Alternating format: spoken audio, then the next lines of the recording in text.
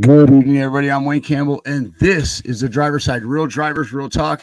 I haven't been here for a while, so it's good to be here. I got to make sure I slow down. I don't know why I'm nervous. I do this all the time, every week with the wife.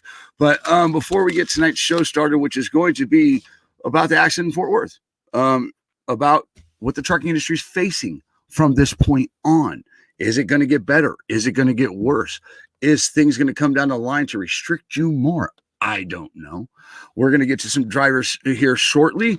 We do have a call-in number that you guys can call in tonight. It is down there in the ticker below. So, but once we get things started, before we get into tonight's topic, I have a guest by the name of Ron Hebert, who has 7 million recorded miles. He's declarated more declarations than I've ever seen for a driver. He's truly amazing.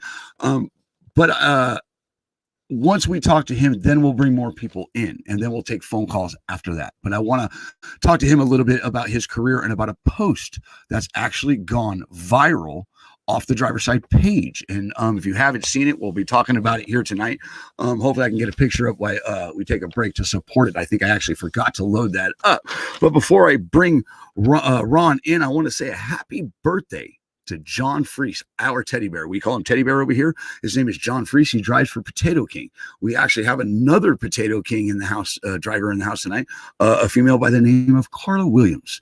So thank you to John Freese for all he's done for us, and a big happy birthday, John. All right. And to Mama Bundy. Mama Bundy's out of the hospital. She's doing good after surgery. Thanks to all you drivers for the thoughts and prayers and keeping us in your prayers and all that stuff. And to Charles, thank you for taking the day off and helping me keep up with your mother. Dude, that lady is out of control. But Mama Bundy's out of the hospital. And to all the drivers out there, just to be safe, okay? It's not easy out there right now, and things are just seem to be getting worse. We're going to talk to these drivers more about it here in a minute, but we're going to take a small break, and then I will bring Ronald Hebert in. All right, guys, we'll be right back after this quick little break. Yeah, I got this one here.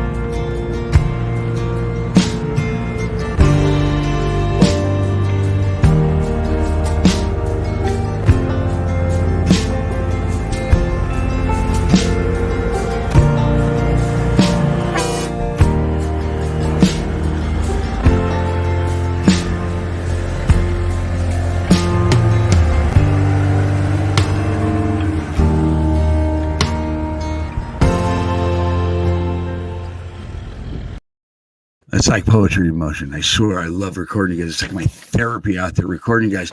Before we bring Ronald in, let's say good morning or good evening to you guys. I said good morning. Where am I at? All right. Wally Lockwood, good evening. How are you? Alan Jones. You got some apples on that back, brother? He's usually got apples in that wagon. All right, Gary, how are you? Edward Brubaker, who's the truck stop I met you at there in Orange, Texas, that flying J there. All right, Dave Unberger, good to see you. Judy, good to see you. Jason Fry, good to see you. Anton Austin, Leslie Burrow, Phil Amigo, Tristan, and look, we got family in the house. Charles, Rebecca. I can't say names right tonight. I'm just crushing it, ain't I? Sonny, good evening, sir. Glenn Calais, that was your son in that white Peterbilt. Hopefully I'll be talking to him soon. I think he's got some new things coming with him, that white Peterbilt, though. Oh, God, I think it's beautiful. Charles Bundy, good evening, sir. Mike Garvey. Stick by, Mike. We're going to be talking about we're going to be talking about FedEx tonight. We're definitely going to be talking about FedEx tonight. But before we get to that, let me go ahead and bring Ronald Hebert in. And he's looking down at the camera like, what am I doing? How are you, sir? Good evening.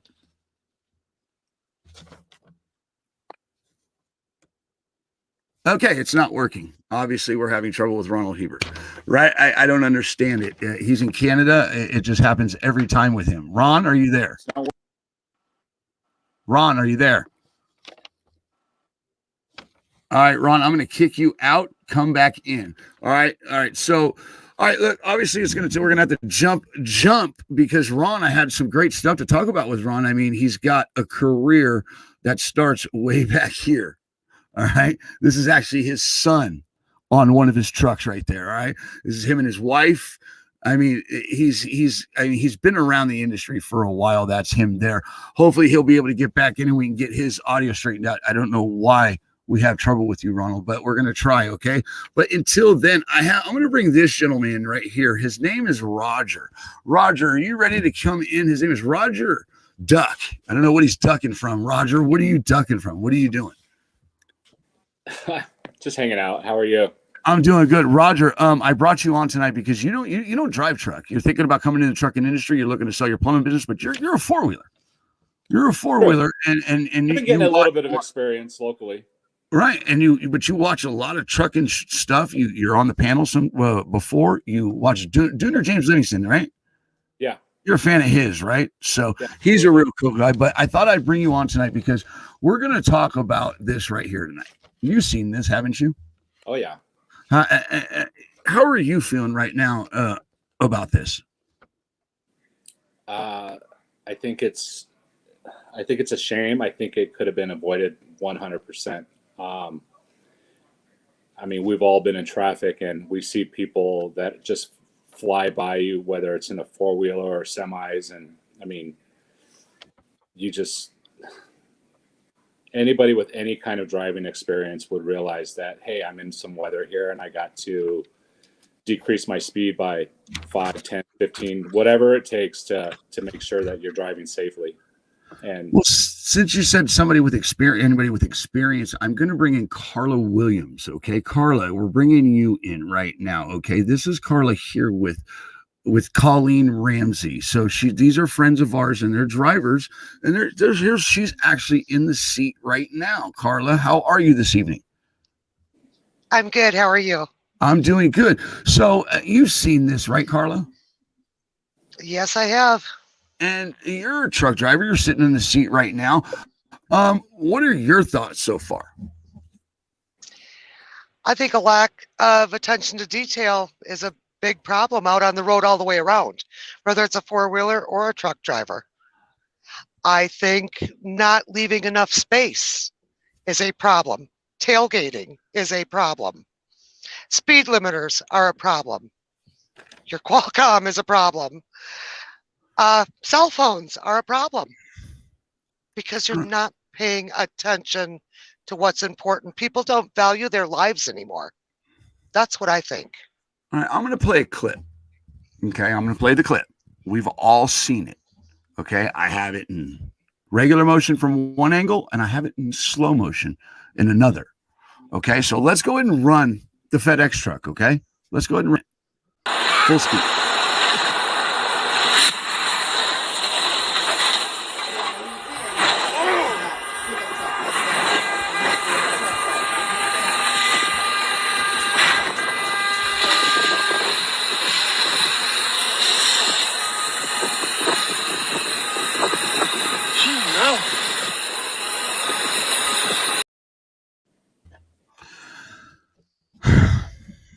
Well, where do we start? What was that driver doing? Roger, what are your thoughts? it's hard to watch. I mean, that driver was obviously moving at over 70 miles an hour. You're calling it about 70. Easy. Okay, did you guys see him do any? Do you think he even did anything or realize what he was up against until he actually pretty much hit somebody? Last minute, he didn't have a reaction. He didn't have an out. Carla? Sorry, Roger. No, you're 100% right. Number one rule when you're on the road is always have an out. He was not paying attention and he didn't have an out. And if he did, he didn't utilize it. Okay, so we're going to look at it from behind because I'm agreeing with you guys. Okay. It's in slow motion. Okay. And from what I can see, I think what you guys are saying is correct. Okay. Because I'll play it, and then I'll come back to you guys and say and ask you what you thought of it.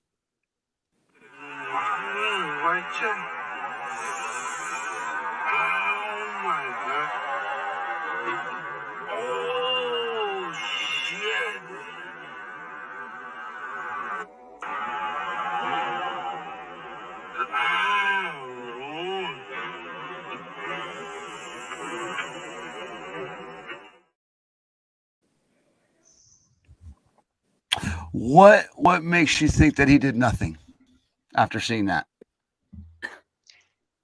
Number one, never hit the brakes. It looks almost like impact is the time he hit the brakes. If you look, there was 3 cars or 4 cars behind him that may have tagged him a little bit, but made it around him without full boring crashing into him. He had no clue. Why didn't he see it's halfway dark. Why didn't he see the red and blue lights? He was distracted, not paying attention. It's my opinion. Roger. Obviously, he was on ice. He panicked. He locked those brakes up. He didn't have an out, and he just went for the ride, went ice skating. I didn't see brake lights come on until the last minute. And before I saw brake lights, it looked like he jerked that wheel. That's what made that trailer cock. Very, very little at the end. The speed part? What about the speed part? Can you play it in real-time motion? I'll play it in real-time motion.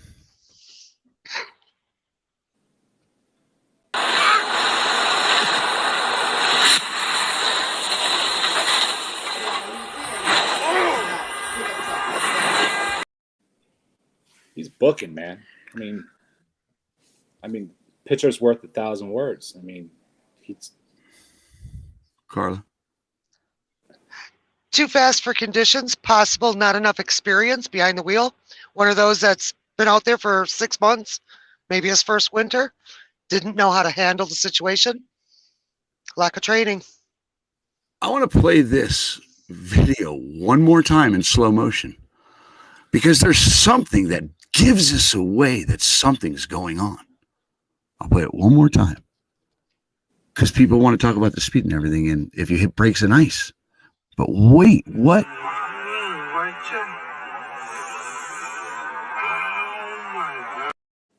I don't need to see the impact. I just got to play that little. What gave that driver enough warning to back out of it. You had the red and blues. He should have seen them from at least a half a mile away. How many sirens do you need? They're Right. flashing on the side of this trailer. Right. How far can you see flashers, Carla? On a clear night, 3 miles, maybe 4. On a straightaway, at least 4, if not 6 or 10. Yeah. Roger. Yeah, easy.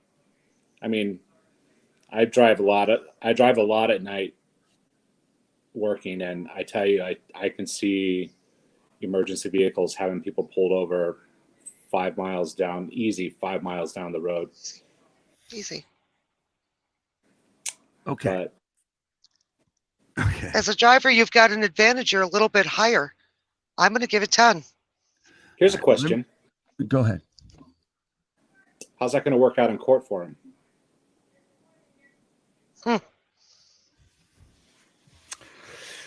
Well, It's all going to come down to showing up in court. Right. first I want to say, before we go any further, is to the families and to all the drivers and to everybody that's been affected and has lost life. We've lost lives here. So let's please, I should have taken that into consideration very first. So that part I want to say now is our thoughts and prayers are with everybody that's involved in this. Okay. Court dates are going to come. Roger, you're right. But before we get to the court date, let's start talking about who's to blame from the beginning of all of this. Because if you look at this picture, I mean, you've got car haulers, you've got a U-Haul. That is a U-Haul between the car hauler and the car. That is a U-Haul. I mean, it's just it's unrecognizable as you. You can just barely see from the side. So where do we start the blame here? Let's see if we can bring Ronald in. Ronald, are you there? No, he's not. Ronald's not even there. I am so giving up on Ronald and trying to bring him on. I'm kicking you out again, Ronald. Hopefully you can come in. And Scott, you didn't come on. Let's bring in Lefty. All right. You got to unmute your mic, bro. Okay. All right. Who's to blame for this, Lefty? There's two aspects of being at blame. One, state for not getting out there and putting some type of de-icer or salt on the ground first and letting them know that there is ice. For one, we don't know if there is a warning sign, but them not treating the road like they're supposed to, I mean, like they should have, is one of them. And the other is just looking at the barricades, the barriers that are the Jersey barriers that are in between. It narrows them down almost into like a funnel. So I mean, one slip up, I mean, of course you're going to end up with it. But just from looking at that, it looks like it narrows where it showed the U-Haul. It looks like it's narrowing down to one lane, and it probably went from 2 lanes to 1. And somebody started bouncing off a Jersey barrier, and that's what started the chain reaction for it not having been treated, from what I can see from the picture. And I'm looking at it from a tow guide, not from being a driver. Well, I'm very familiar with this area. And if there were lights from an emergency, you're going to see them even with somewhat of low visibility. Okay. Because you're kind of coming around a bend, and in that area, it's quite visible. Things even with low visibility. I've ran that corridor 35W a lot up to Fredericksburg, Fort Worth, picking up trailers up in Rome, Denton, and stuff like that. So I'm very familiar with this area. Okay. And I'm very familiar with Texas. And Texas, in my opinion, doesn't handle weather well. Period. I said it last week on the show.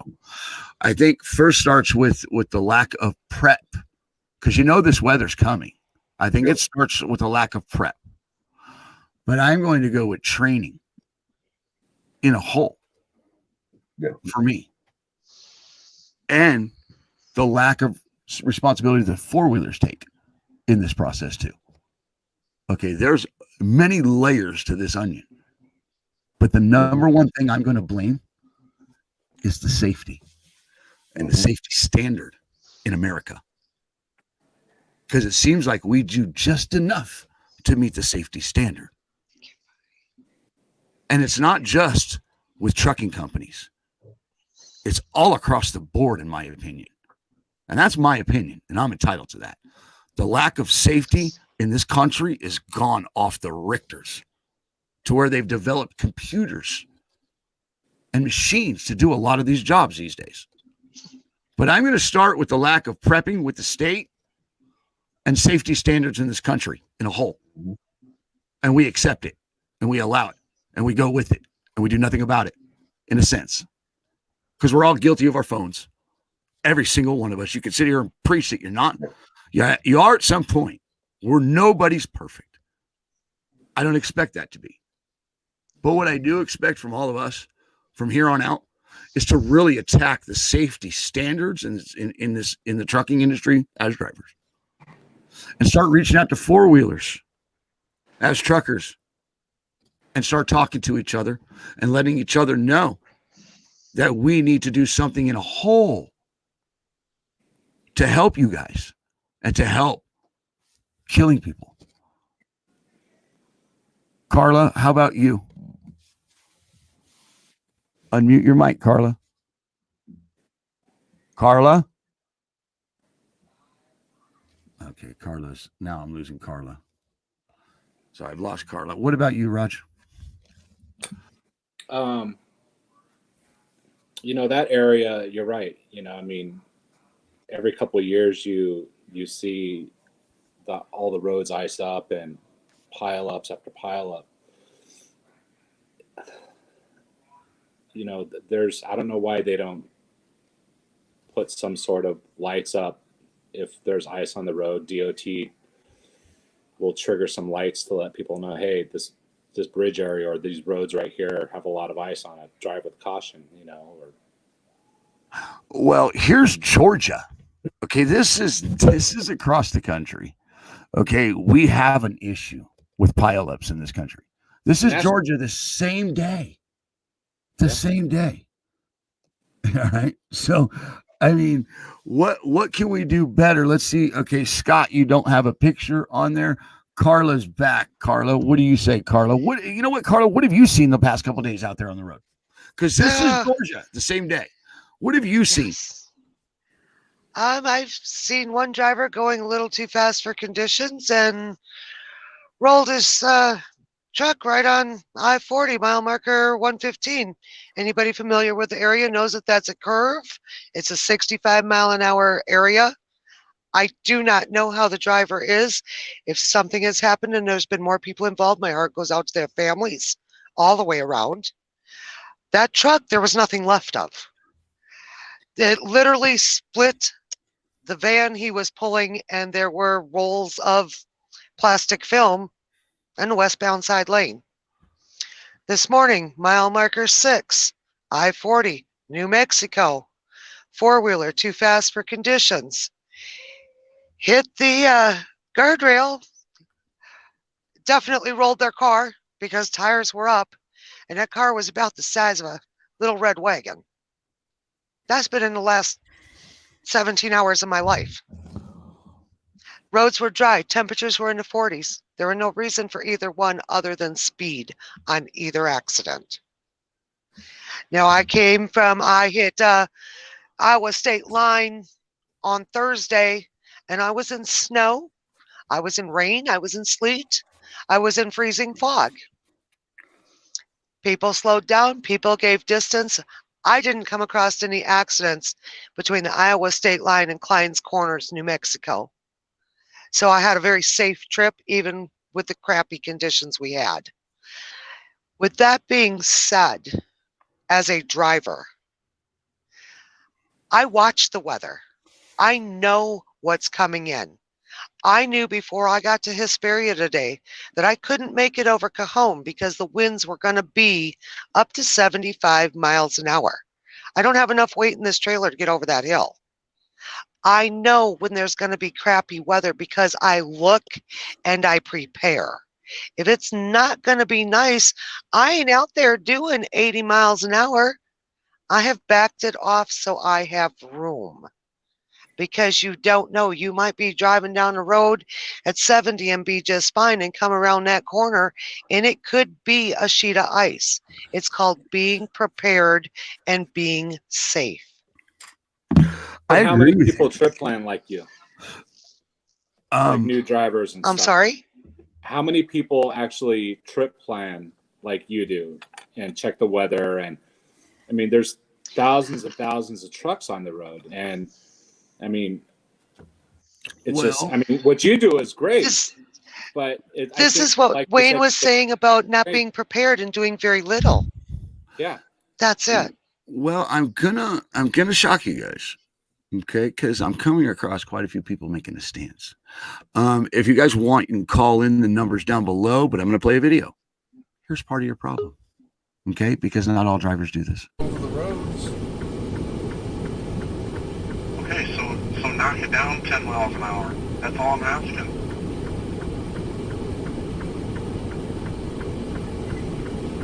Can you do that for me? That's what I did over here. That's why I'm saying that I'm not bobtailing on the roads. Then what are we going to do? Just sit and give it?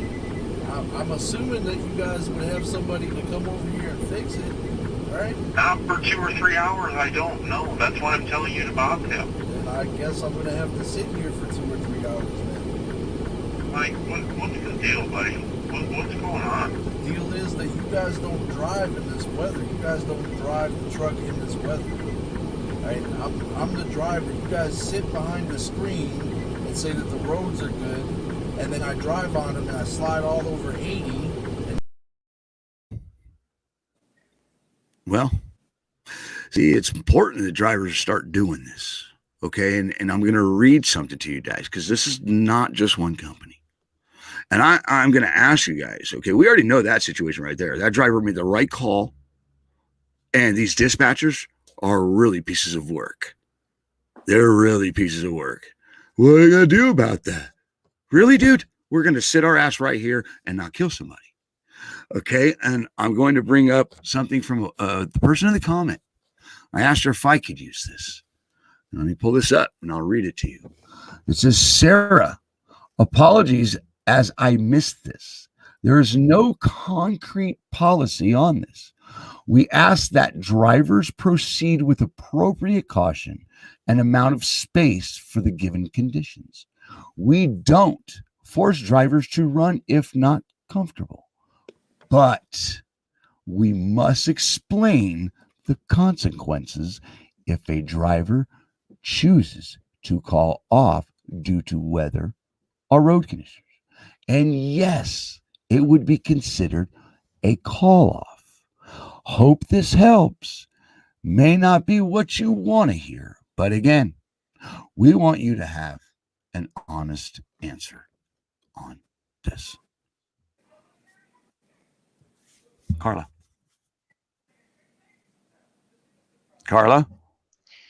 I am so sorry because I cut out. Can you just highlight for me? I'll read it one more time real quick. Did you see this? Okay. We ask that all drivers proceed with appropriate caution and the amount of space for the given conditions. We don't force drivers to run if not comfortable, but we must explain the consequences if a driver chooses to call off due to weather, road conditions. And yes, it would be considered a call off. Hope this helps. It may not be what you want to hear, but we have to be honest with you. Absolutely. If you do not feel this is your ship, If you have never had an accident and you don't know what it's like to hit somebody and injure them or kill them, if you don't feel comfortable, park the damn thing and wait. You know what? If they're going to fire you because you are worried about your safety and the people around you, let them fire you because there's another company down the road that'll hire you. How do you feel about that? That is how it is. Out a letter like that, though. What do you get from a letter like that? Try to be still when you're talking, Carla, because you move the camera. I'm sorry, we're cutting out. Yeah, that's a wind over here is what it is. All right.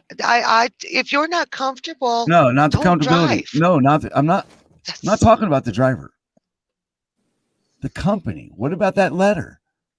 Okay, she can't even hear me. I'm kicking you out. They're all right. Roger. Okay, you're not a driver and this is happening. What do you think? How do you feel? You said that these drivers, some of these drivers ain't pre-trip, but they're also being put under pressure like this.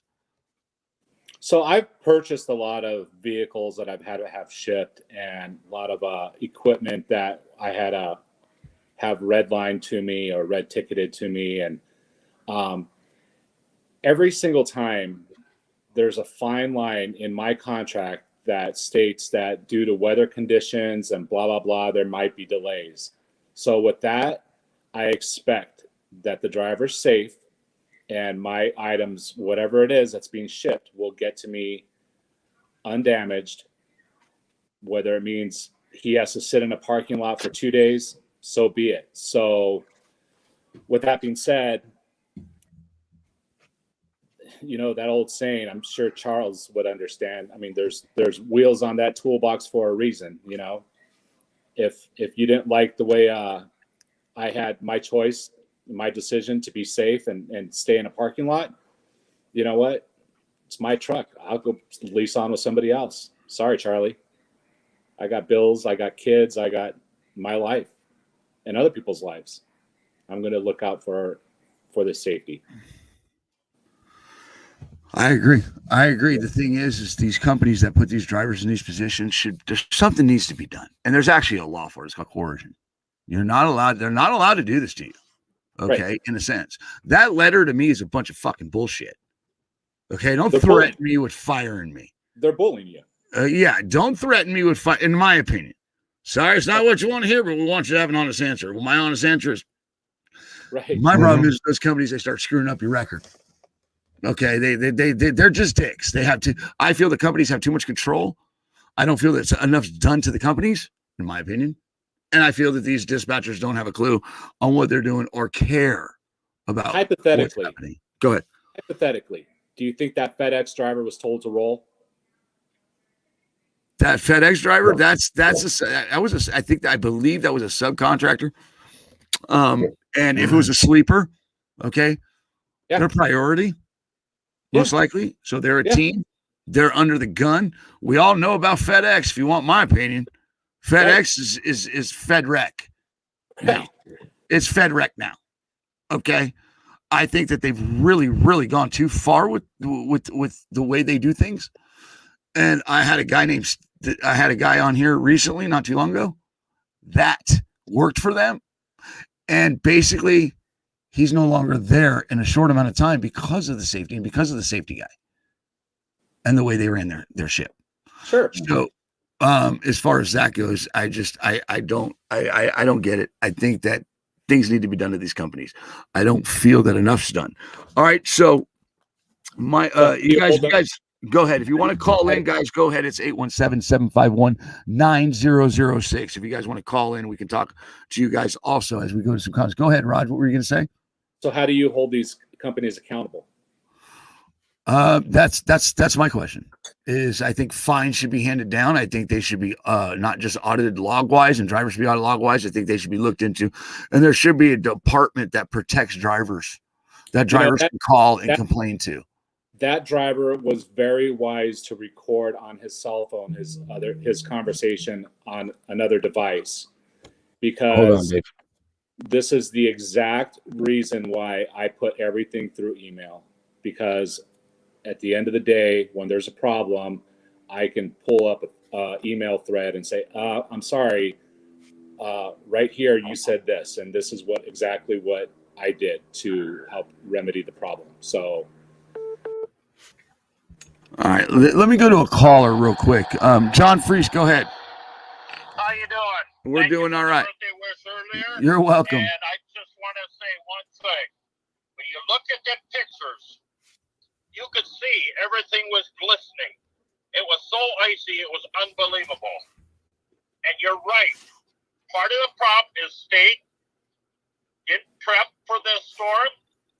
Second of all, putting liquid chloride down after the ice is built up is the slickest thing there is. They don't always use the right product to fix the conditions. That's all I'm going to say about it. Well, I appreciate that, John, and I agree with you. I think the state doesn't do enough, in my opinion. I lived in that state for 5 years.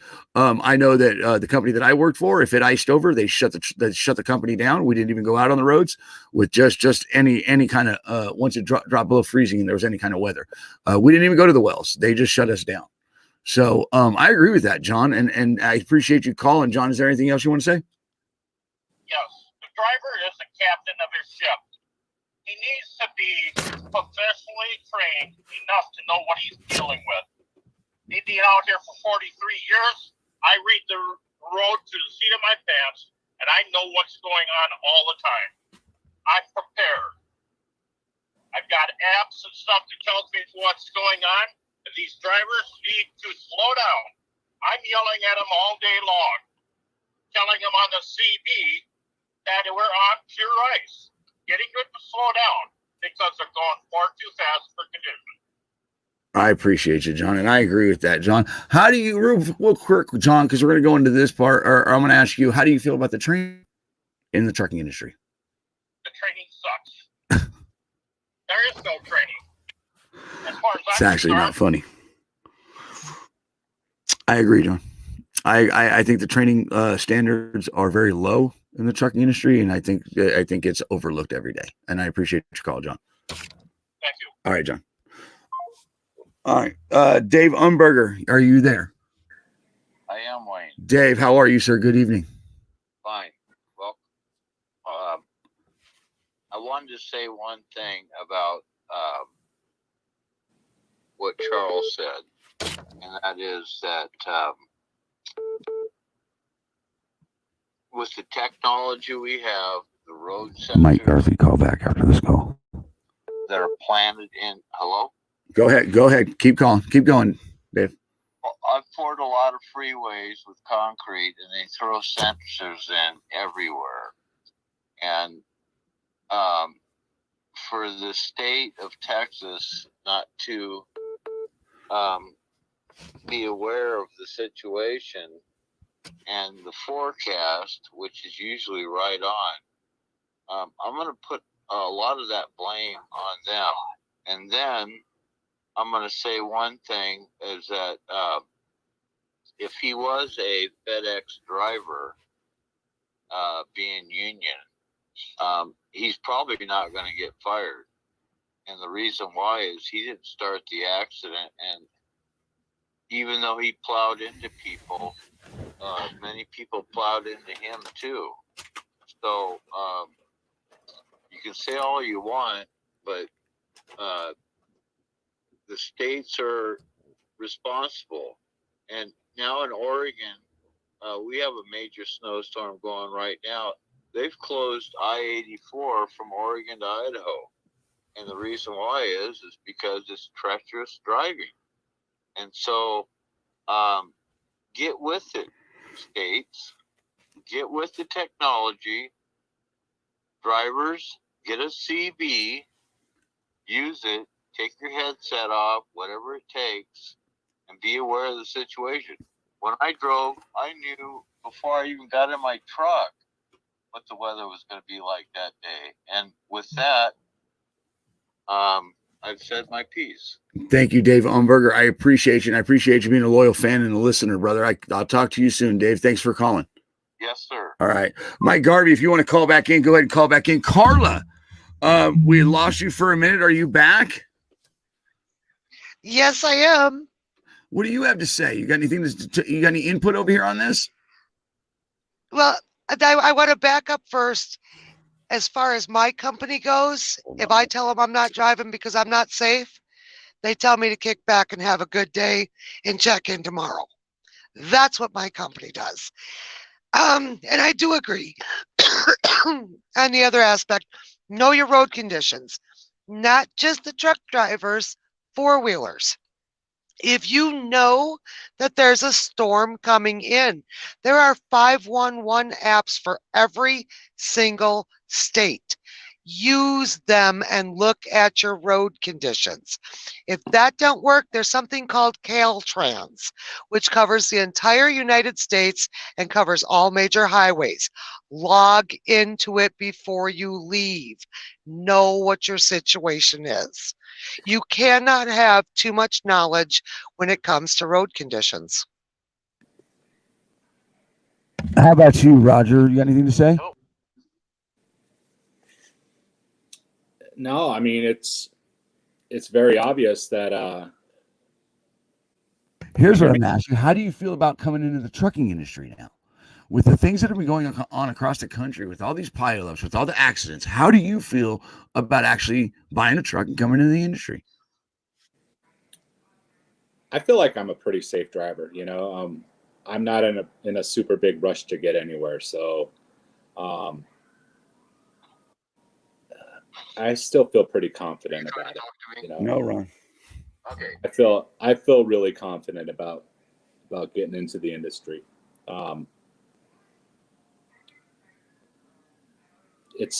I feel bad for people that have to deal with the accidents and the lack of training, but I think me personally, I'm going in a good angle, and I'm going to get some incredible training from some really seasoned drivers. So I feel blessed that I don't have to get my training from a guy that has only been driving 3 months in summertime, and we're both learning how to drive on ice at the same time. Right. I appreciate that answer. And you're right. And I'm glad you still feel comfortable, because I got people to help you out if you need it. You know that. Yeah. We're going to take a quick break, you guys. And we're going to come back. We got Ron Hebert on the line. We got Mike Garvey, and I'm not sure where Mark Garvey's going to go.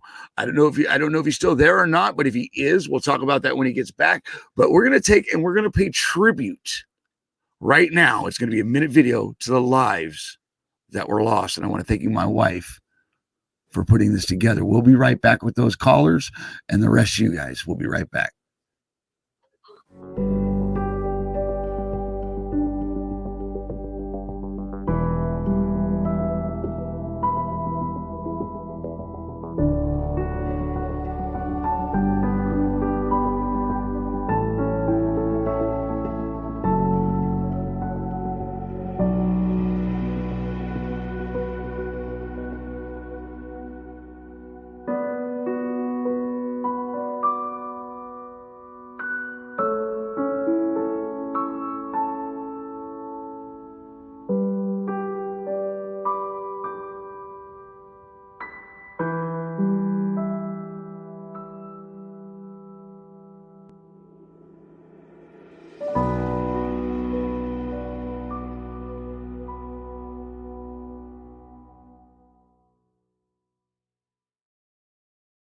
It's important that we take the time out for these people, for the lives that were lost, and recognize it, okay? Because there's tragedies every day, and this was one of the worst wrecks that I've ever seen in my life.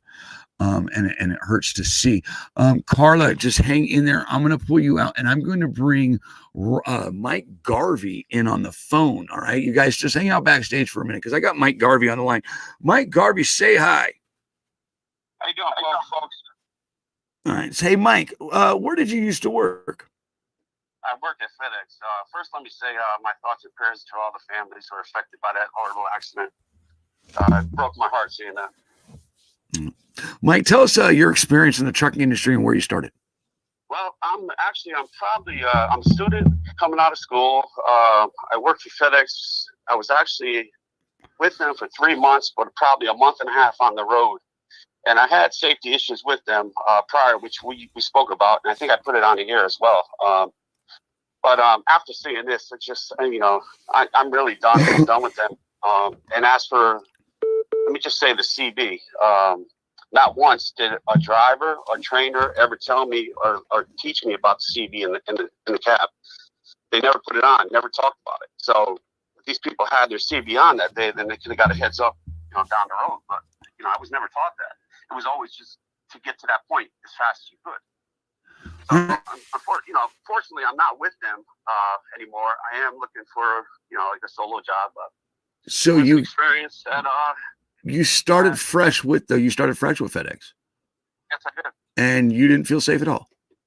No, not at all. Everything was a rush. Everything was, and I don't know if that's part of the teaming, which that was new to me as well, which I would never do again.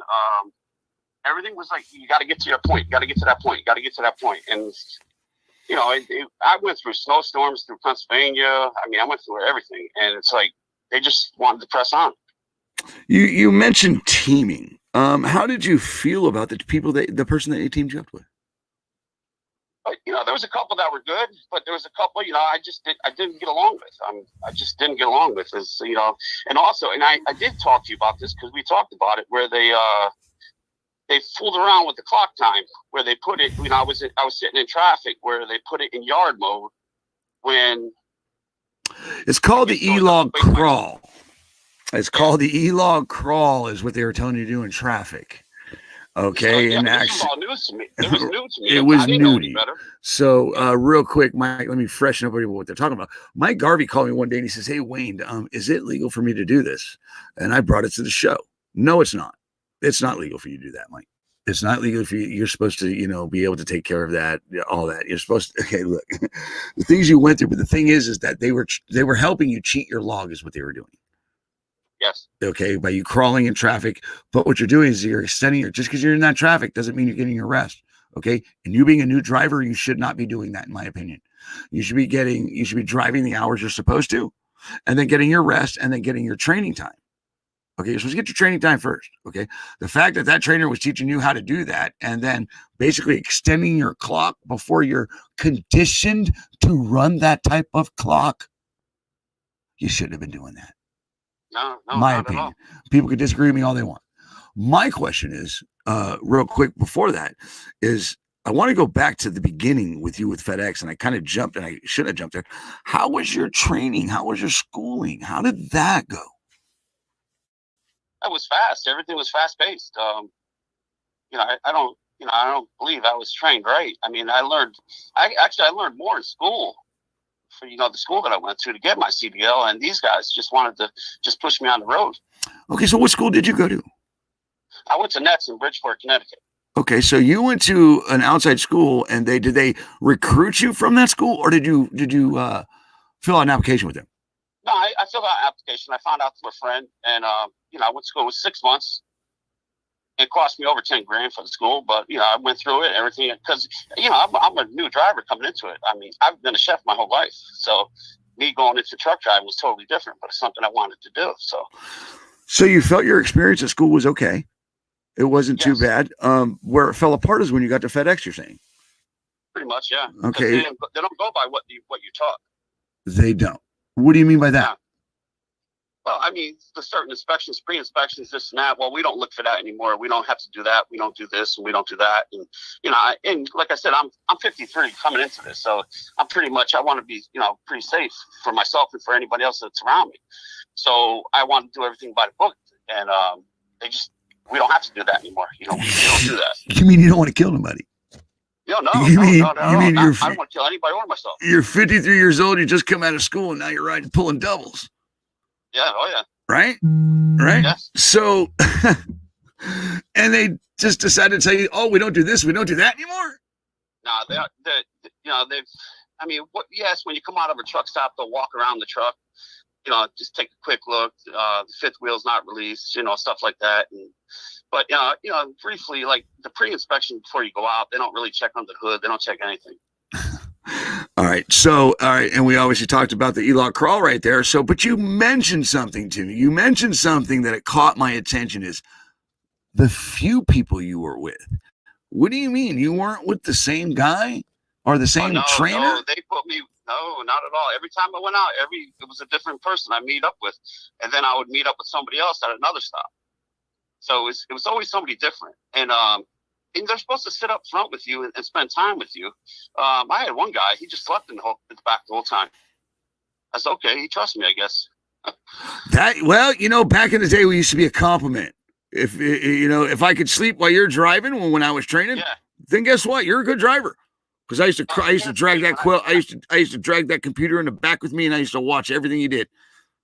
Okay, and I could feel it. When I did my first hookup on my own with the doubles, I went through everything, made sure I did everything, and the guy sat up in the front, didn't come out at all. And I asked him, I said, can you go out and just double check to make sure I have everything okay?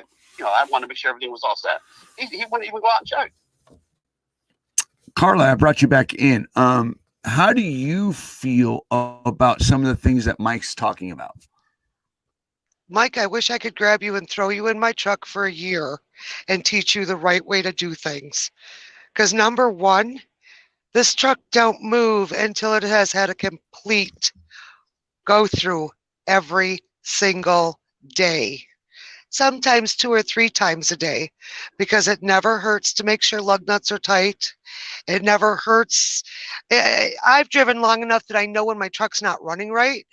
I know that this particular truck is happy at 1 gallon low on oil. If it's too full, like when I bring it out of the shop, it don't run right till it blows it off. If it's a half a gallon below that 1 gallon low mark, I know.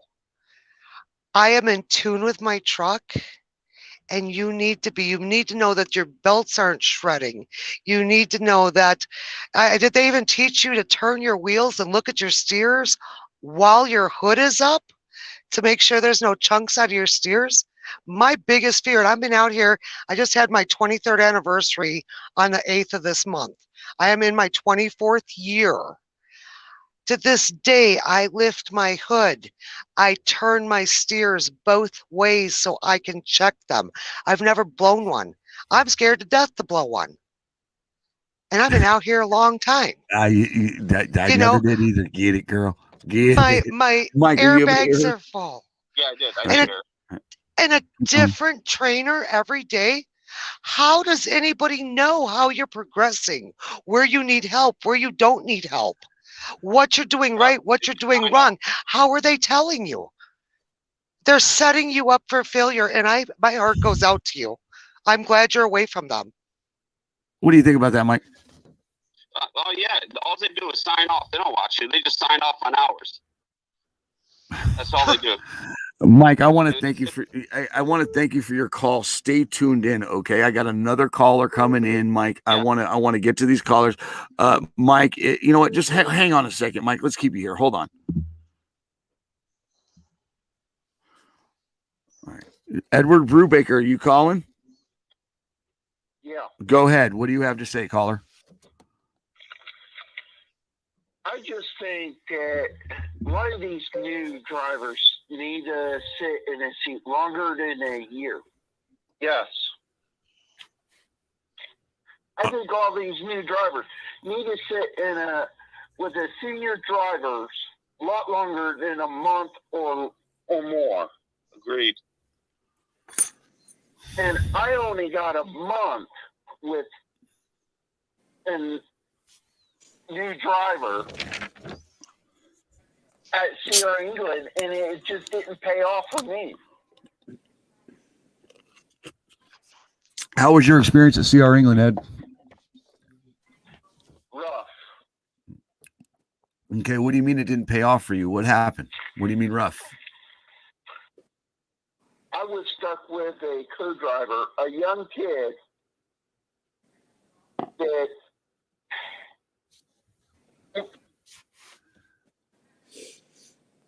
Okay, I think we lost him. young kid didn't want me to do a pre-trip, didn't want me to do nothing, and it was ridiculous. And that's not the way I went through school. All right, Roger, real quick. Roger, you're back in here. You just recently got CDL. How was your experience?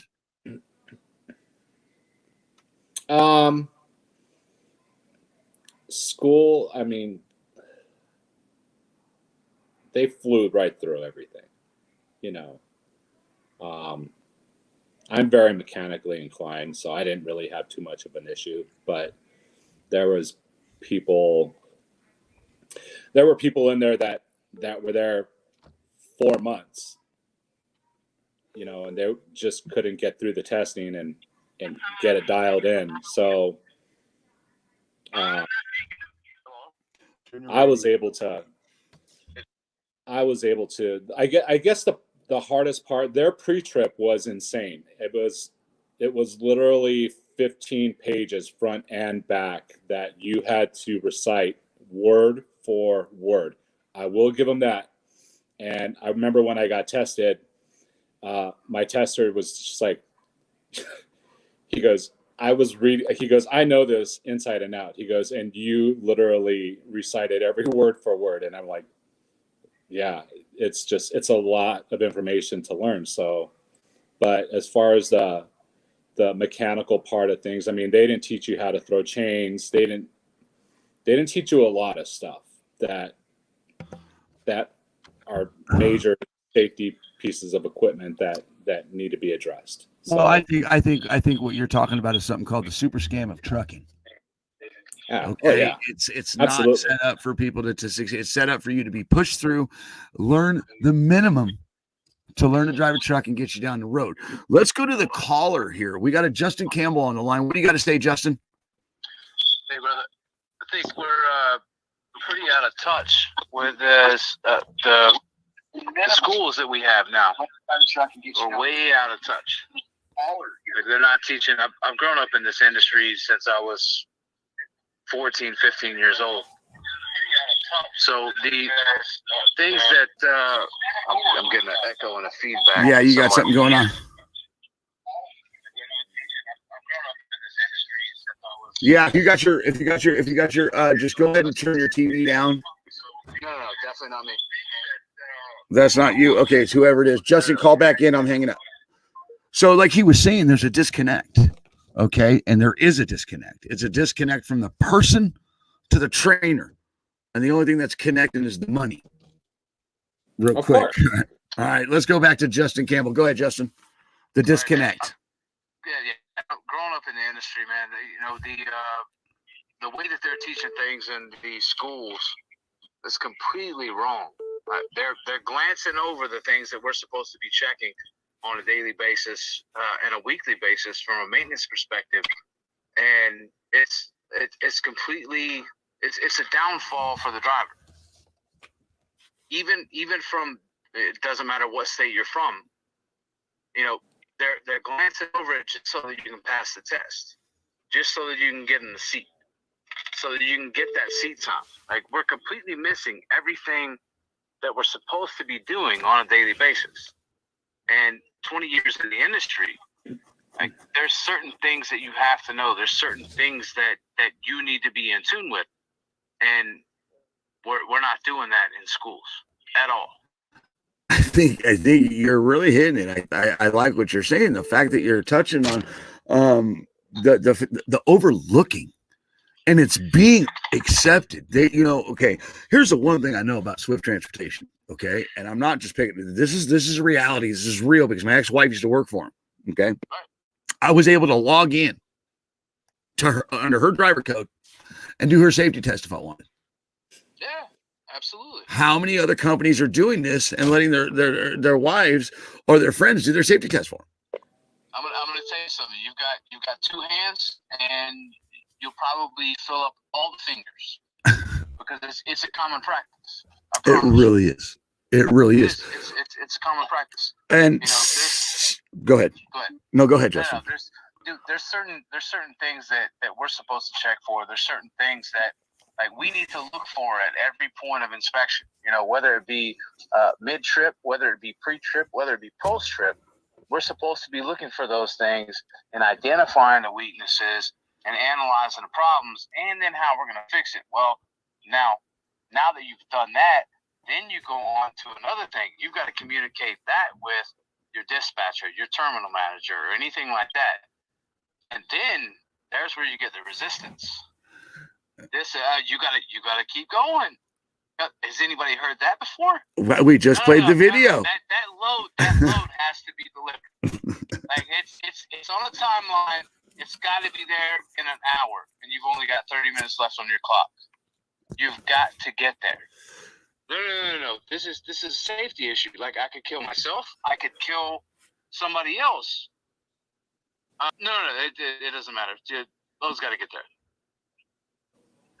Right. That's where we're at.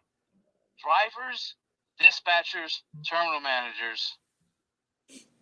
Where are we going to stop the madness? Because whenever I tell you that I'm not moving this truck, guess what?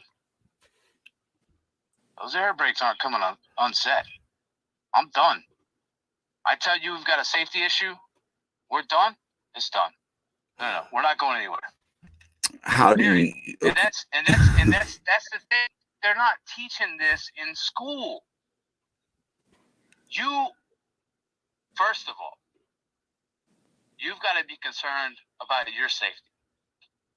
Second of all, you've got to be concerned about everybody else's safety.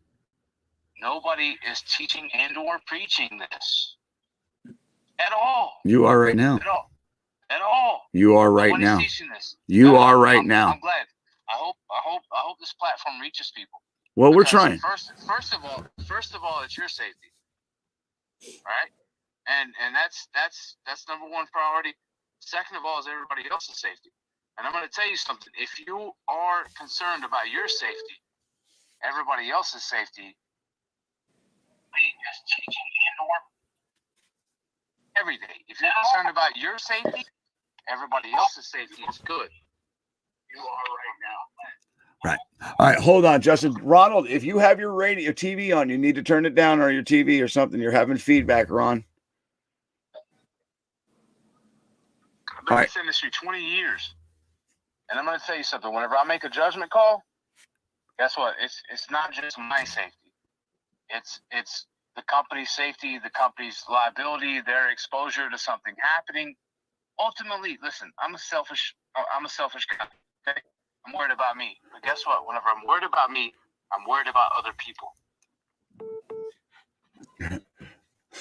I agree 100%. I'm worried about Ronald. He keeps calling. Let me try him one more time. Are you there, Ron? Yep. All right, Ron. What do you have to say, brother? Okay. Well, I guess I got to try to hurry hurry up and summarize everything in a few minutes here. Hi, Carla. Hi, Roger. Hi, everybody. No, you don't. No, you don't. Yeah. Well, let me get started, I guess. Go. Let's start with the accident at first, okay? Mm-hmm. People have to realize, okay, it's on ice like that, even if the road was treated, once you start sliding,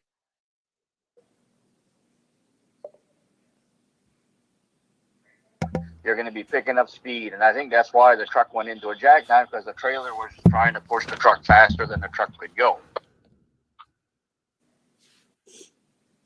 True. Okay, Ron, you still there? Ron? Oh, he's killing me. He's killing me, guys. This guy's killing me. I swear to God, I try to work with this guy in every way. This dude's got 7 million miles. Okay, so it's important that we get this guy on and he gets his message across. Okay, you were talking about it, Justin, though. They're not teaching this stuff. The other thing they're not teaching is to use one of these. Okay, ladies and gentlemen, now it's time to get into it. All right, here's what we need to talk about. Old school values and old school ways. All right, we're going to, Justin, please hold on. I'm going to mute you for a second, brother. And I'm going to go over to Facebook and I'm going to read what Ronald Hebert has wrote, and it has gone viral in the trucking industry, guys. It is a post that has his CB radio, and he decided to go ahead and write these kind words with this post. It reads, "Good morning, everyone. I would just like to talk a little bit about the video going on with the big accident in Texas. I want to say that what the fuck is going on out there? Are you people just that stupid in today's time to know that the roads are icy out there and you can't drive on it? What's going on? Doesn't anyone pay attention anymore? Additionally, for you truck drivers that say you know everything, well, let me tell you, back in the older days, we never saw accidents like this. It's like an everyday thing now. What happened to drivers today? Yes, today. All they do now is put a foot up on the dash, have a Bluetooth on their head, and not listen to the most important tools they have, a CB radio. I just can't believe that you are so important that you need Bluetooth on your head all day. What are you not? What are you, an astronaut? You're not an astronaut. You're a truck driver, and you can't tell me you're on the phone that much a day. When I started to drive, we all had CBs. We all had CBs. That's all we needed to go down the road, and we helped one another. Today, there are many family members in the accident. Today, there were many family members in the accident going to the hospital or to a funeral home. Really? Are we down to this as humans? Take off the damn headset, turn the CB on, and drive the damn truck. I know it's not just the truck at fault here, but if we can stop the trucks, it would not be so bad. So everyone, please open your CB and pay attention to your driving. You're a damn missile out there. And before you say that I don't know what I'm talking about, I've been out here for 45 years with over 7 million safe miles driving. Therefore, I think I can say I've been there. Please be safe. Carla Williams, you're chomping at the bits. Get it.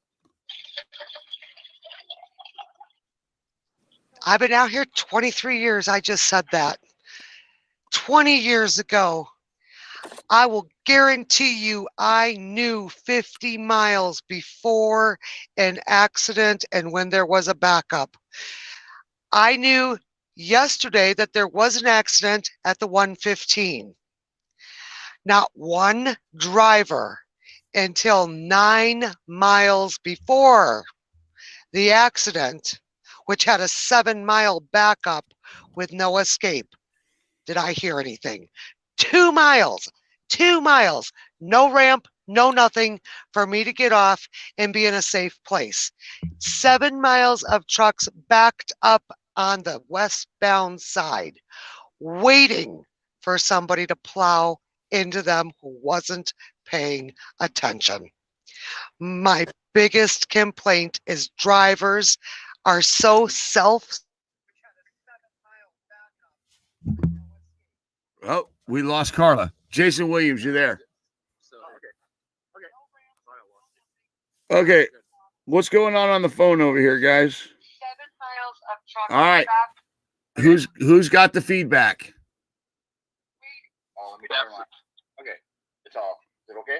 Yep. All right, Ronald. Go ahead. Carla, you're spinning.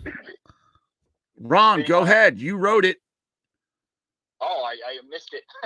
Well, you wrote it. I just read your post. What do you have to say about it?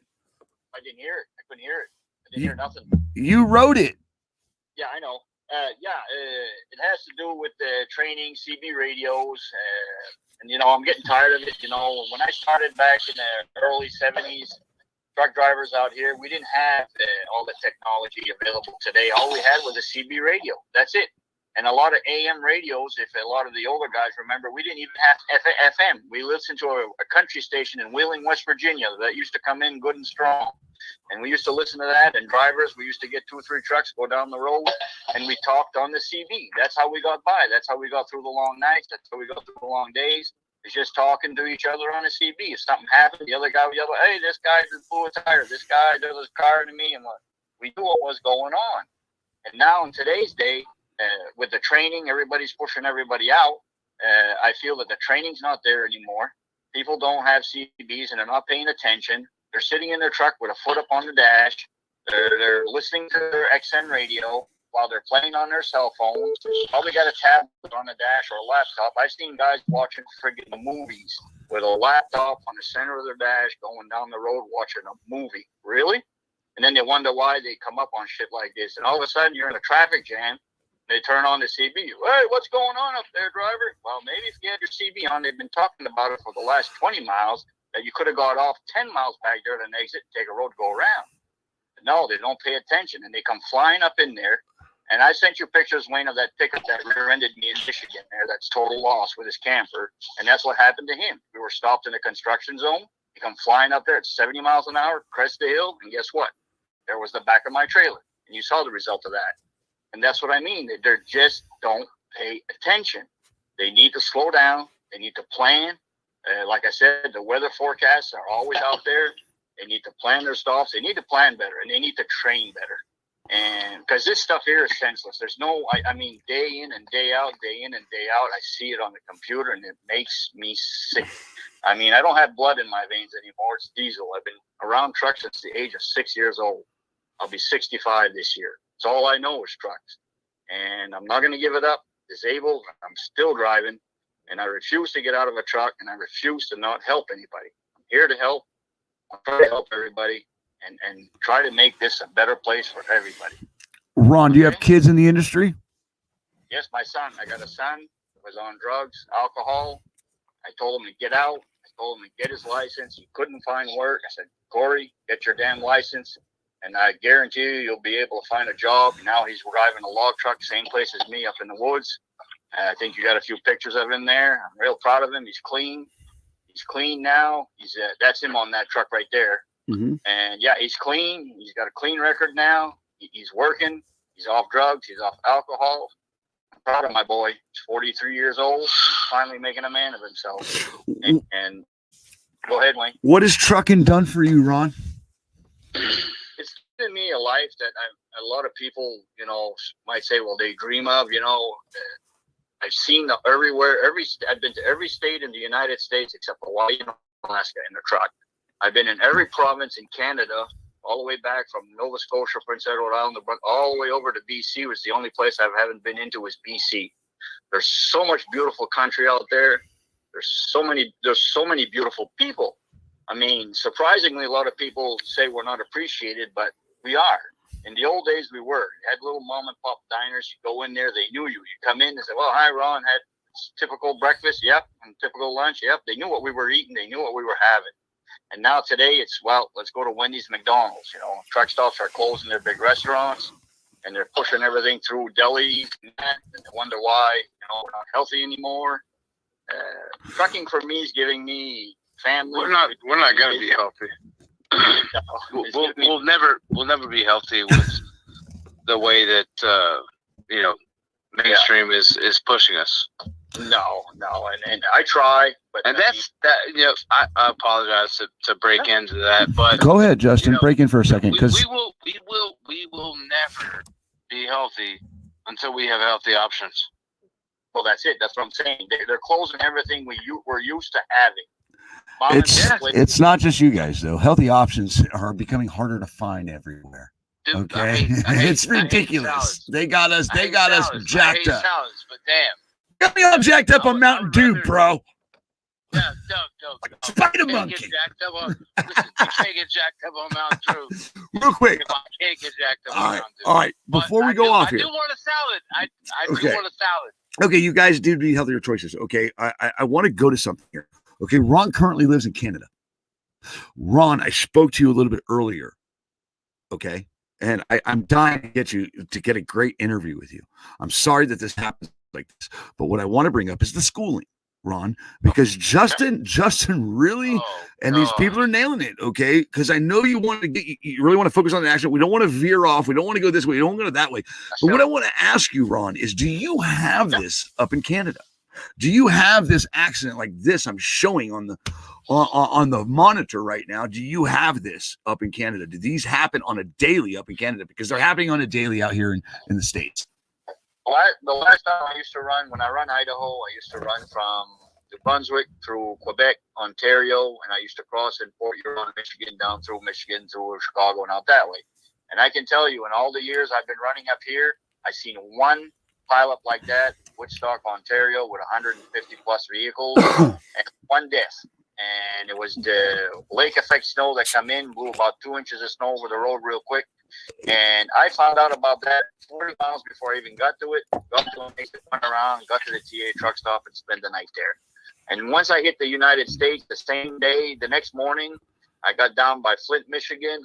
They had 100 plus pileup over there. I got over to Indiana. It was a 50 some odd plus pileup over there. I was a mess. Nebraska, I know I counted probably 20 trucks laid over on the side in Nebraska, and on and on and on. And we don't see that up here in Canada, but he's not wrong. You got to take into consideration too that our trucks are governed up here. 65 miles an hour is maximum speed. So you're not going to go over 65. And even at 65, if you're on ice, 65 is too fast. But I find that 65 versus 75 or some of these states are up there. Okay, you're talking about versus. You're talking about versus. Wrong. Go ahead, Justin. Do you want to say something? No. He's not wrong. He's not wrong. It's completely contrary to what the U.S. dictates that we do. Like he's not wrong. It's not a bad deal, but he's not wrong. Okay, so here's my question, Ron. You should know the schooling process out there compared to out here. What is there a difference? Ron. Big difference. Seriously? Ron, I can't even get a phone call from this guy. They just don't want us. They don't want us to talk about this. I swear to God, Justin. Big difference. Hey, bro. I'm here with you. All right, let's bring Carla in. Let's bring these guys back in real quick. Hold on, Justin. Let's go. All right. Roger Duck. McDuck, I know you've been going through it real quick, everybody. I want to stop and say, Roger, that we love you. We care about you over here at the driver's side. We know you lost your mother recently. Okay. And I know, and I appreciate you being here. I know it's hard. Okay.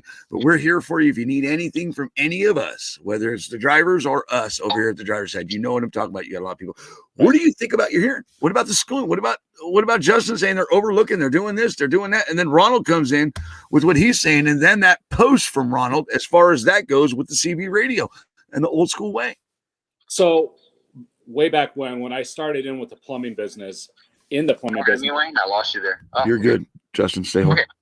I worked for a company that there was probably around 40 trucks, and we had every truck was radio dispatched, and we had, I think, 4 different channels that we could choose, one for dispatch and then the other 3 for conversations. And it is a huge safety element. in that industry. I mean, I can tell you point blank, I was driving at 2:00 in the morning, and there was another guy that on multiple occasions that I was talking to, and that's the only reason why I got home, is because I was able to focus enough, being exhausted, focus enough to have a conversation on the radio back and forth until I got to my house and he got to his house. So between that and being able to hear people saying, hey, there's an accident at such and such highway, such and such exit, I knew that I needed to go 15 miles past that exit. I'd just get off the freeway and just kind of go around it. The radios are huge. And I'm surprised in an industry where trucks are constantly, it's just not a standardized piece of equipment, safety piece of equipment on the truck. So, Carla, how about it? Let's start with the schools. Let's start with the schools. I didn't go to school at first. I actually got in a big truck to go for a ride to California with my uncle because I needed a break. Back in that day, it was kind of cool. He was in the middle of Nebraska. He slid the seat back, stood up, said, you better figure out how to drive this thing. And I did. But I also spent over a year in that truck with him driving, learning to shift, learning the roads, learning the proper things. I've been on conversations on phone with Wayne and working with another driver, and I knew that driver was just a few miles ahead of me, and it's like, dude, what was the height on that bridge up there? And he couldn't tell me. This is something that's important. You need to know this stuff. That's how I started into this. And I had moved out of Wisconsin and went to New Mexico for, I don't know, like 4 years. I come back to Wisconsin and they made me go to school to get my CDL reissued in Wisconsin. So in 2008, I was at Fox Valley Technical College, going to a refresher course with my own truck that I owned in my own trailer, pulled into their yard in a refresher course, asking me when the last time I drove was. It's like, well, I just delivered this load, so last night. And in my 3-week refresher course, I might as well have taught the class because I knew more than what that instructor knew. There was no detail. There was no going over the important things that needed to be gone over. It was going back to what Justin was saying. They're overlooking that stuff these days and allowing it. Even back to what Mike Garvey said. Even on that phone call, they're allowing it. This is one of your most important tools besides your CB. Because when you get that notification from that eastbound driver that 50 miles down the road, there's an accident, well, damn, you can grab an exit and open up to the proper state and find a way around it. Don't depend on your GPS or your phone. Find an atlas. Learn how to read it. Stop you there. What are There's you saying, tools other than electronics. I say use an atlas. Who's saying she's not wrong? No, that was me. That was it. That was Justin. Hey, she's not wrong. She's not wrong. She's crushing it. All right, let's get back to her. Go ahead. What else do you need, Carla? You need drivers. I'm gonna put this out there because y'all know how I am. Y'all need to grow a set of balls. When you see an accident, grab your mic, make sure your radio's on and on channel 19. This is a button. You push that, you talk close, you speak clearly. It's okay to say, driver, there's an accident at mile marker 115. You've got a 7-mile backup. You are backed up to mile marker 122. Find yourself an out. It's going to be a while. Use the damn thing. Don't just let it sit there and be decoration to smack your ass in the head. Use it. Because most of them don't. All right. Go ahead. Who wants it? I got it. Go ahead, Justin. Let's go. Get Yo, it. bro, she's not wrong. She's not wrong. Mind you, I haven't used CB in a little bit because I rely on I rely on a little bit of satellite tracking, but that's fine. I still have a CB. I can still see what's going on. I can still make that call out. Hey, what are we doing here? And I'm going to tell you something. The thing that happened in Dallas, that could have been avoided. It could have. Well, okay. As far as that goes, the magnitude would not has been as big. It would not have been as big. Okay, it wouldn't have been avoided. I believe it was by four wheelers that started. I want to say in the beginning. The thing is it the magnitude? Go ahead, Justin. You're right. So listen, I'm from Texas. I know how this works down there. Mm-hmm. Okay, these people are idiots. Okay, so I know exactly what happened in Dallas, Texas. It's fine, and everything goes out to the people that lost somebody, and or the people that were affected by what happened there. But what happened to the people that were involved in that didn't get the proper training? That we're allowed to overlook equipment, you mean? Oh yeah, definitely. please overlook equipment. That's please. All right, hold on, Justin. Let me get to Ron. All right, Ron, you got to turn your TV down or whatever you're listening to on your device. Go ahead, Ron. What did you have to say? Oh it's off.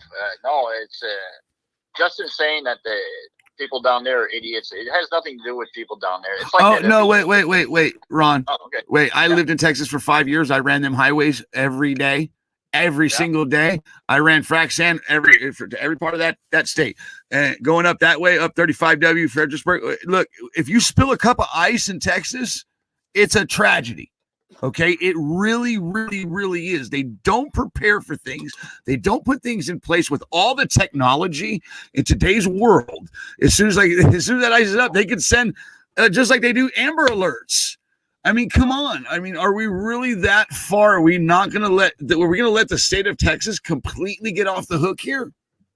No. But what I'm saying is, not idiots. I understand with the idiot part. That was a little dramatic there, but I get what you're saying. Well, no, but I mean, the four wheelers probably were the start of it. Everybody's in a hurry to get home, and everybody's in a rush, and they're all trying to get ahead of a truck or trying to get ahead of somebody. And then probably that was because if you look at the accident, from what I can see, I could only see 3 trucks. There's more in the back there, but I mean, where you see the FedEx truck and the car carrier and the JB Hunt, and then you look at all the cars. There's a lot more vehicle ratio to truck ratio. And what I'm saying is people are too much in a hurry, and it's me, myself, and I got to go. And that mentality needs to change. And you're right. I mean, they don't treat the roads when they should. And it's not like these snowstorms and these ice storms just pop up out of the blue. Like I said, these storms come from out west, work their way east. That storm came through Flagstaff, it came out of California, came through Arizona, came through New Mexico, West Texas, and it worked its way over to Dallas, Fort Worth. It also worked its way to the airport. Right, it's not a surprise. Well, look at your monitor. What's wrong with my monitor? No, look at the show. Okay, Delta's plane went off the runway due to ice. Oh, I don't see now. I just see you and Carl. Bingo. You see what I'm saying? Okay, it's on a delay, Ron. Now you'll see it, Ron. You'll see it now. Okay, so the plane went off the runway due to ice. Okay, why are planes going off runways? Why are they even hitting the runway? Are we saying that the standards are where they need to be, Ron? As far as states, schooling, and all the way around, do we think that everybody plays Ron's back? I lost it. I'm talking to myself. Why can't you keep getting disconnected? I don't know why. I don't know, Ron, but what do you think, Ron? I mean, it even hit airports. Yeah, but that all goes to treating the runway. If you don't treat the roads and you don't treat the runway, this is going to happen. Right. This is all preparation, planning and preparation. Okay, of all places, the airport. You wouldn't expect that at an airport for a plane going off the friggin' runway in the ice. I mean, come on. I mean, really? Technology we have today, you can't even look at a friggin' airplane. That's my point here. What have we become? Oh, What? God. You said it, Ron. What have we become? Smoking wet. I'm frustrated and mad. So, Carla, you're chomping at the bit. Go ahead. Wait, real quick. Hold on, Carla, because I know you're talking about. Let's let the four-wheeler talk. Mr. CDO without a truck. So it makes me wonder exactly what is it that the Department of Transportation does? I mean, come on. Carla, go ahead. The one thing I want to put in, southern states are not accustomed to snow and ice. I understand this. California isn't accustomed to it. These people don't understand the importance of putting decent tires on their car. So they're running around with slicks. You hit that ice, you're gonna wipe out. I need a drink. But tell me I'm wrong. All right, Justin Campbell, hold on. I'll let you back in a minute. I'm having trouble with the phone when you hear me, okay? You'll hear me here in a second on the delay. All right, so let's go to John Freese. Let's go to a comment. All right, let's go to a comment real quick. John Freese says, nobody wants to take the blame for the effed up truck to the storm, beginning the state, the airport, and yet they above been sued. I'm not sure what you're saying there, John. I'm not sure if you're driving. All right, Dennis Hicks says, no, Wayne, the state of Texas has been bringing all of the roads for the last 30 years. I've been home here in Enos for the last 10 days straight, and I can tell you that the roads have been brained every single day. The problem is the drivers want to act like there is nothing wrong with that. That it's where the problem lies. I'm not going to completely let this go. All right, Ron's talking to somebody over there, throwing me off. But I'm not letting the state off. Not doing it. I'm not doing it. You spill a cup in that ice, it's screwed up. And I'm going to say this, Dennis. You're right. They've been doing these roads, and how long have they been building these freaking? How many construction zones are in the state of Texas? How many toll roads are in the state of Texas? It's a nightmare, dude. You're dipping and dodging, and right where they're at, right before where that accident on 35W, dropping into DFW, it gets squirrely. On a 287, 35W, 20, this, that, 20 this way, 29, 30, this, that. You don't give me that shit. Texas's engineering, for one, is fucked off. Just what the fuck? Turn it out. Just cut it out. For me. All right. Number two, they need to stop construction and just finish one section at a time. Please. Number three, they can care less about the commuter. They can care less about the public. At the end of the day, in my opinion. That's how I feel. You feel better. I mean, go ahead, Ron. Dip in. Get me off this mic. Okay, well, it all goes to planning, like I said earlier. I'm 65 this year, driving in trucks since the age of 6 years old. I got over 7 million safe driving miles accident-free. I just didn't get that in a Cracker Jack box. It all came down to planning, and guess what? Yes, more planning. And if you plan for it, look, I'm not an engineer. I'm not a technician. I'm not one of these college educations with I never went to MIT or any place like that. I'm just a truck driver with a 12th grade education. But all the years on the road, I learned. I never stopped learning. My dad always told me keep an open mind and learn. So I was taught to plan my trip on a map, by city maps, by maps, not GPS. We used to be able to get directions. You'd get into a town and say, well, I'm looking for Kroger up here in Lansing, Michigan. There'd be somebody on a base station that would help you get in there. You plan. I mean, these people are just not planning. You can't tell me that. I mean, listen, these storms are not surprises. Okay? There's no reason for that. And if you plan, it all comes down, like I say, to planning. If you don't plan, guess what? This shit's going to come bite you in the ass just like it did. And it's over and over and over again. We're seeing it day in, day out. Like you said, Texas, Georgia, and then if you look up in Iowa, they had a I-80. I mean, come on. It's all over the country. Go ahead, Roger. You had something to say. Thank you, Ron. Hold on, Ron. Roger, go ahead. Just to back up what Ron said, one word: common sense. Well, and now they got CDLs and Cracker Jack boxes, as Ron out here. So we know you didn't get yours in one, but now you can in 3 days with pup trailer behind it. All right. Let's go to some comments. Justin Williams, hold on real quick. Hold on. We're going to Becky Rogers over in the comments. Says, we can complain all day and night. The schools are not going to change. What will make a change is the drivers that see someone struggling and get out of their trucks and help. Go ahead, Carla. Ron brought up a good point. What I have in my hand is the LA city map. Back in the day, we used to stop at restaurants, pick up a payphone or a rest area, pick up a payphone, dial a number, get directions. I have 31 file boxes of directions into places. Don't trust a GPS. Get a notebook. Write your directions down because electronics fail.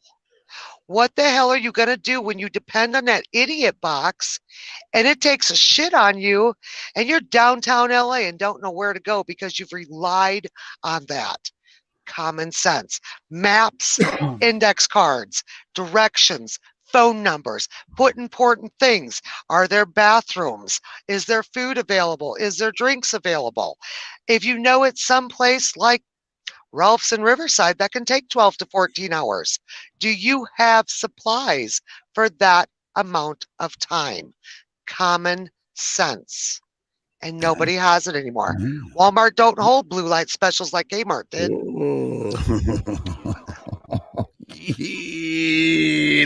Let's head over back to the comments to Dennis Hicks. Says, thank you so much, Carla. I love you. Dennis Hicks says, Dallas-Fort Worth is a nightmare because the drivers don't pay attention to the road conditions.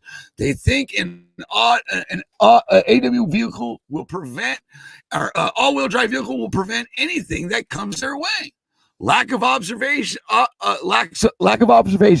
and causes 80% of all accidents. Well, it's not just in Texas, Dennis. It's also in Georgia on a 2-lane highway. All right. It's all over the country. It's not. Okay. So basically, I guess in a nutshell, this is why autonomy's here. But autonomy's not driving on ice. I mean, seriously. So basically, everybody needs to stop driving. Per Dennis Hicks. Well, at least 80% of us. Boy, then you guys are going to have a good time out there. I mean, those are per 80% of the people off the roads. That's like perfect trucking all day. Oh, wait. I forgot. You still have training in the trucking industry. My bad. All right. Let's shift gears a little bit and head over to the comments. And I want to ask you guys this question right here. All right. To everybody. Is the problem, maybe it's not training. Maybe it's the one problem everybody's been complaining about. Is it e-logs? Did the e-log cause this problem? Let's go. Wait, hold on. Let's go over to Ronald. Are you there? Yes, I'm here. Ronald, how about the e-log? Did this cause this problem?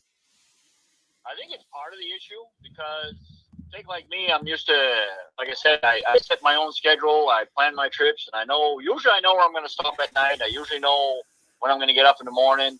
And I'm not the type of person that a computer's going to tell me, well, okay, Ron, you got to go to bed at midnight. You got to get up at such a time in the morning and blah, blah, blah. I'm not like that. I go to bed at 2 in the afternoon, get up at 4 in the morning, get up at noon, get up at 10. I'm not like that. I know when I need to sleep. And as far as the e-logs, I think it's a big problem because you'll find guys, okay, they'll probably do all right when they leave in the morning. They drive, they pay attention and all that. The next thing you know, they're getting up against their clock. They say, well, I wanted to go to the petrol over there in York, Nebraska. I'm over here and 50 miles east of there. I only got 30 minutes left on my clock. What do? Then you hurry. And when you hurry, you make mistakes. And when you hurry, you don't pay attention. So, yes, I think the e-logs is a big, big issue, because then you find guys trying to push themselves to get to a good, safe parking spot, which we don't have enough of. That's another topic.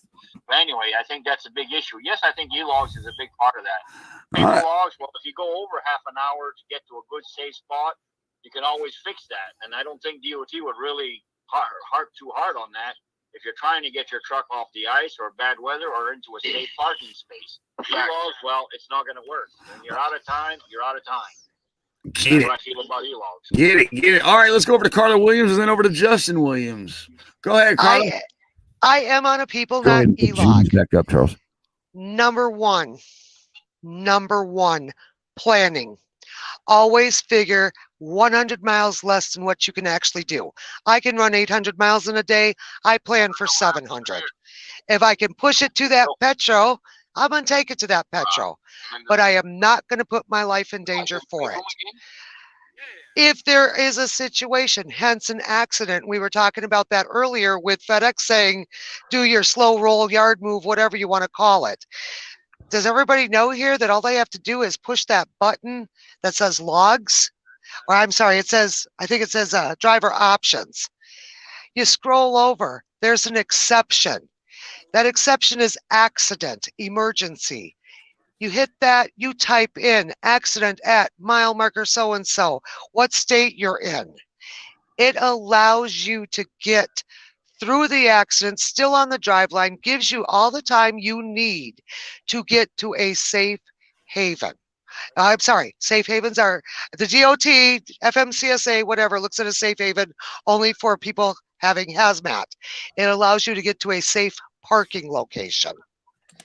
Use your exceptions and do it legally, so you don't get a ticket, so your company doesn't get audited, so nobody gets fined.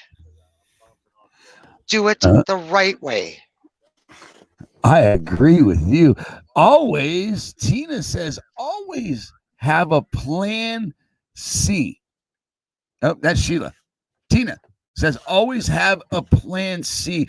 I saw a comment from Judy up here, and this is where I'm going to go with a great answer too, by the way, Carla. Oh, wait, Justin Williams, you there? Justin. Ron? Wait a minute. Yeah. All right, you guys there? Yeah, I'm here. All right. We're gonna go to we're gonna move on to the next question. All right. I think the e-log is it plays a part as far as pressuring drivers, but either way, whether it's an e-log or paper log, you still gotta log it one way or another. And a log does not drive the truck. What I'm gonna say. So somewhat of an argument there. You guys believe, and I feel a little different and think that the driver drives the truck, and I don't give a shit what you say. I'm pulling over and I'm getting some sleep. All right. Because if I'm being paid enough, I don't have to worry about that damn e-log. All right. First, so we'll talk about the pay here in a minute. Let's go over to Judy over in the comments. Says, then we have to fight for better safety guidelines. What about that, guys? What about the safety guidelines in today's industry? Again, we're hearing from Justin saying schools are letting people overlook this, overlook that. I know that Mike Garvey was saying, hey, I have a different trainer every day. I didn't know what the hell I was doing. I learned more in school than I did at the company, which is the first time I ever heard something like that. Another thing that I heard Mike Garvey say is that I forgot. I just totally drew a blank. Anyway, but Mike Garvey was saying that he didn't learn anything there. Or I think, what? I can't wait. I can't wait for this one. You can't wait for which one?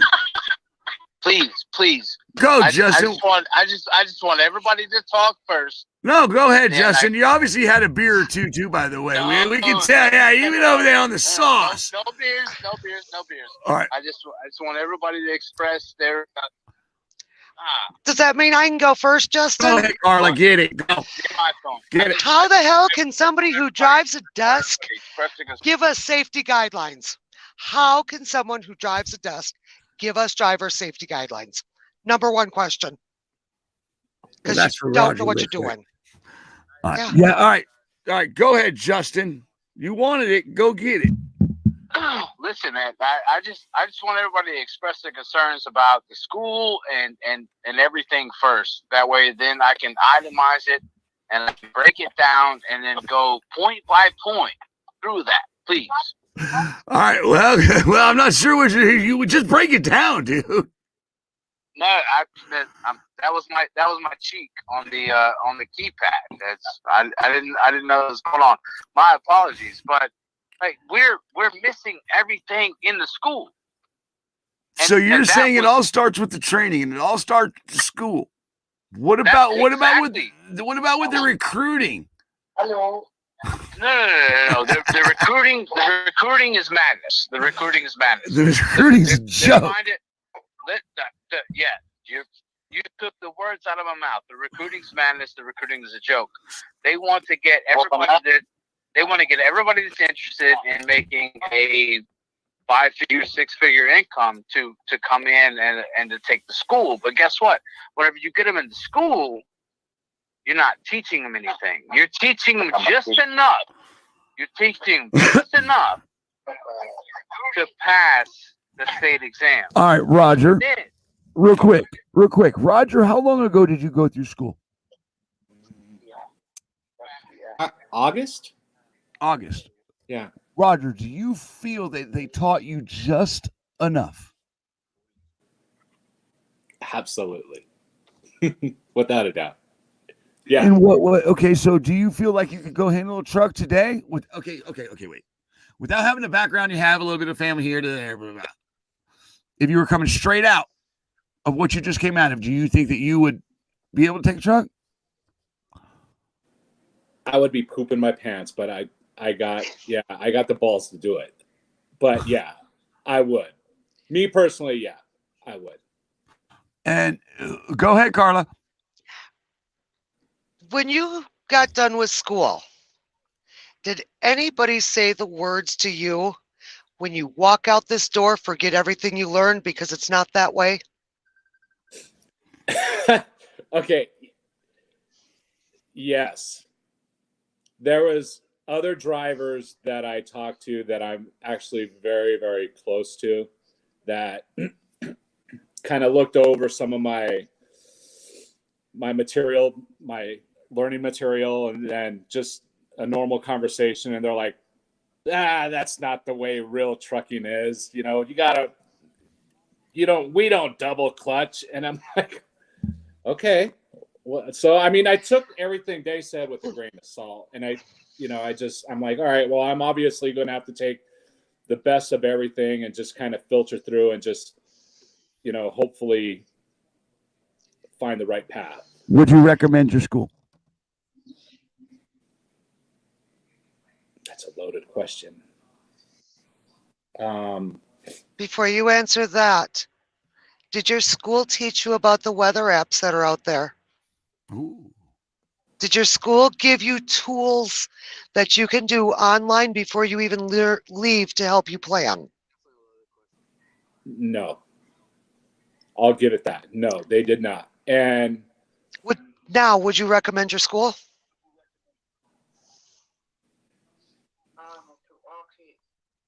Probably not. Because they didn't give you everything you need to be out here and be successful. They gave you enough to pass the test. Correct. Now, the school that I went to, there's about 4 schools within about a 3-block radius. And I've talked to a lot of people that went to each one of those schools. And the super scam of trucking, like Wayne talks about, it's everywhere, and it's disgusting.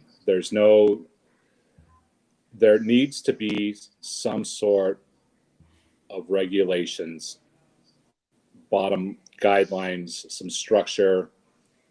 I mean, it's just it's horrible. That's the bottom line. Is it's horrible that these guys are getting pushed out, within 8 weeks to 3 months. I mean, there's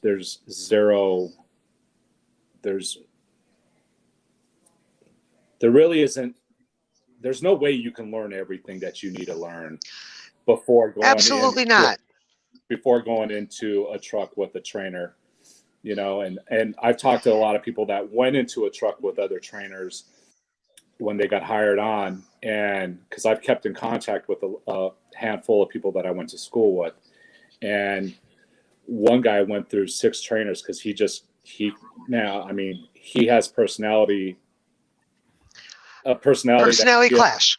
Yeah. So he has a pretty rough personality, but and he said, I just couldn't gel with everybody that they kept putting me with. And I'm like, okay, well, that sounds like a company problem. They should have been able to figure out a close enough fit for you to get you through the training that you needed. And you have to go through more intense training to be a beautician than you have to be a truck driver. Absolutely. Yes. Okay.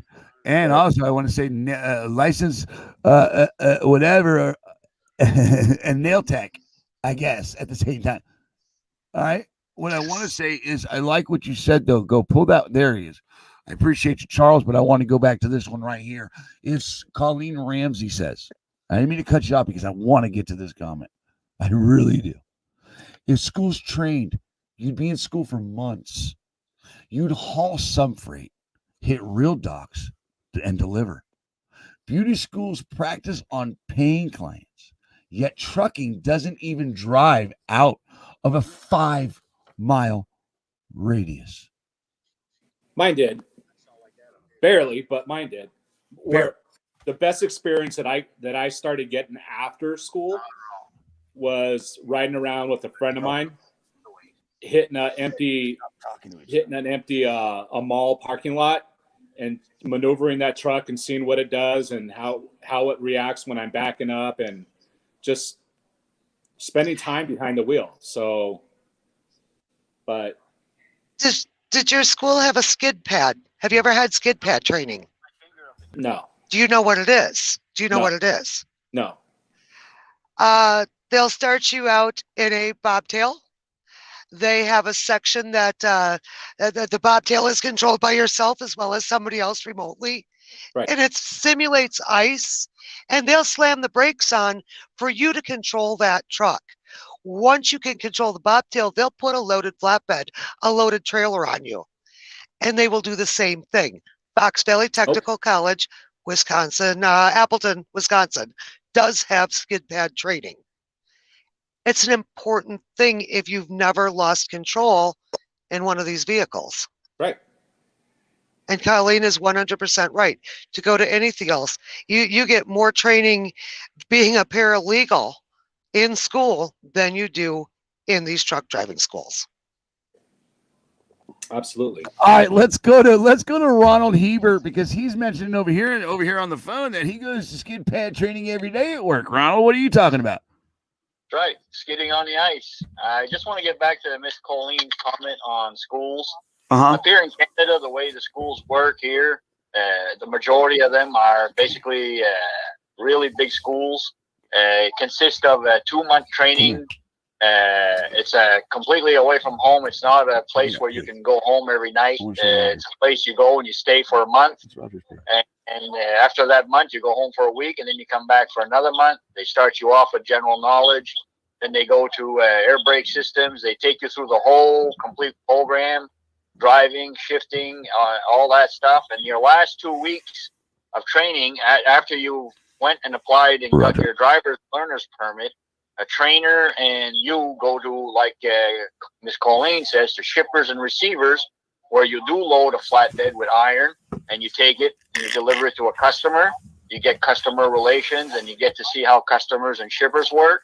And then after you do a flatbed load, they'll put you on a refrigerated load, and where you load at a shipper and you take it to a customer. It could be 150 miles away, it could be 400 miles away, but you're doing that all the time with a trainer. And after that, after you've done the reefer, they take you to dry box, they take you through dump school, and it's, like I said, it's a totally eight-week course. And when you leave there, okay, you don't have everything, but at least you have the knowledge of how to chain a load down or strap a load of lumber, or how to load a reefer, how to axle your, see, that's the thing you don't teach in school, how to axle your axle weights out. You know, they don't teach you got to have 12 on the front and 34 and 34. If you got a spread axle, well, you can go 40, 34, and 12. They don't teach you that He's stuff. not wrong. And over here, they do teach you that. They teach you how to load a 5-axle. They teach you how to load a 6, 7, 8-axle. But that's 1 out of 10. That's 1 out of 10 companies. This ain't a company. That's a school up here, Wayne. This ain't No, a company. that's Justin. That's not me. That's Justin. My apologies. My apologies. Yeah, he's talking about the Sorry to schooling. interrupt you. Yeah, he's talking about the That's- schooling compared to here. Okay. I Ronald, agree with him 100%. I mean, the schools should be teaching No, you that's what I mean. I mean, the school. I'm talking about schools. I'm not. See, a lot of the schools up here, they're not run by companies. I got a buddy of mine that drove with me for many years, and he works at a school right here, just about 18 miles from me. And he's been trying to get me to go help him teach and all that, but I don't feel I want to do that. But that's what I mean. These courses are 8 months, are 8 weeks long. And you eat there, you sleep there, you stay with the drivers, so you get to know a commonality between the drivers. You get to know the drivers you're training with.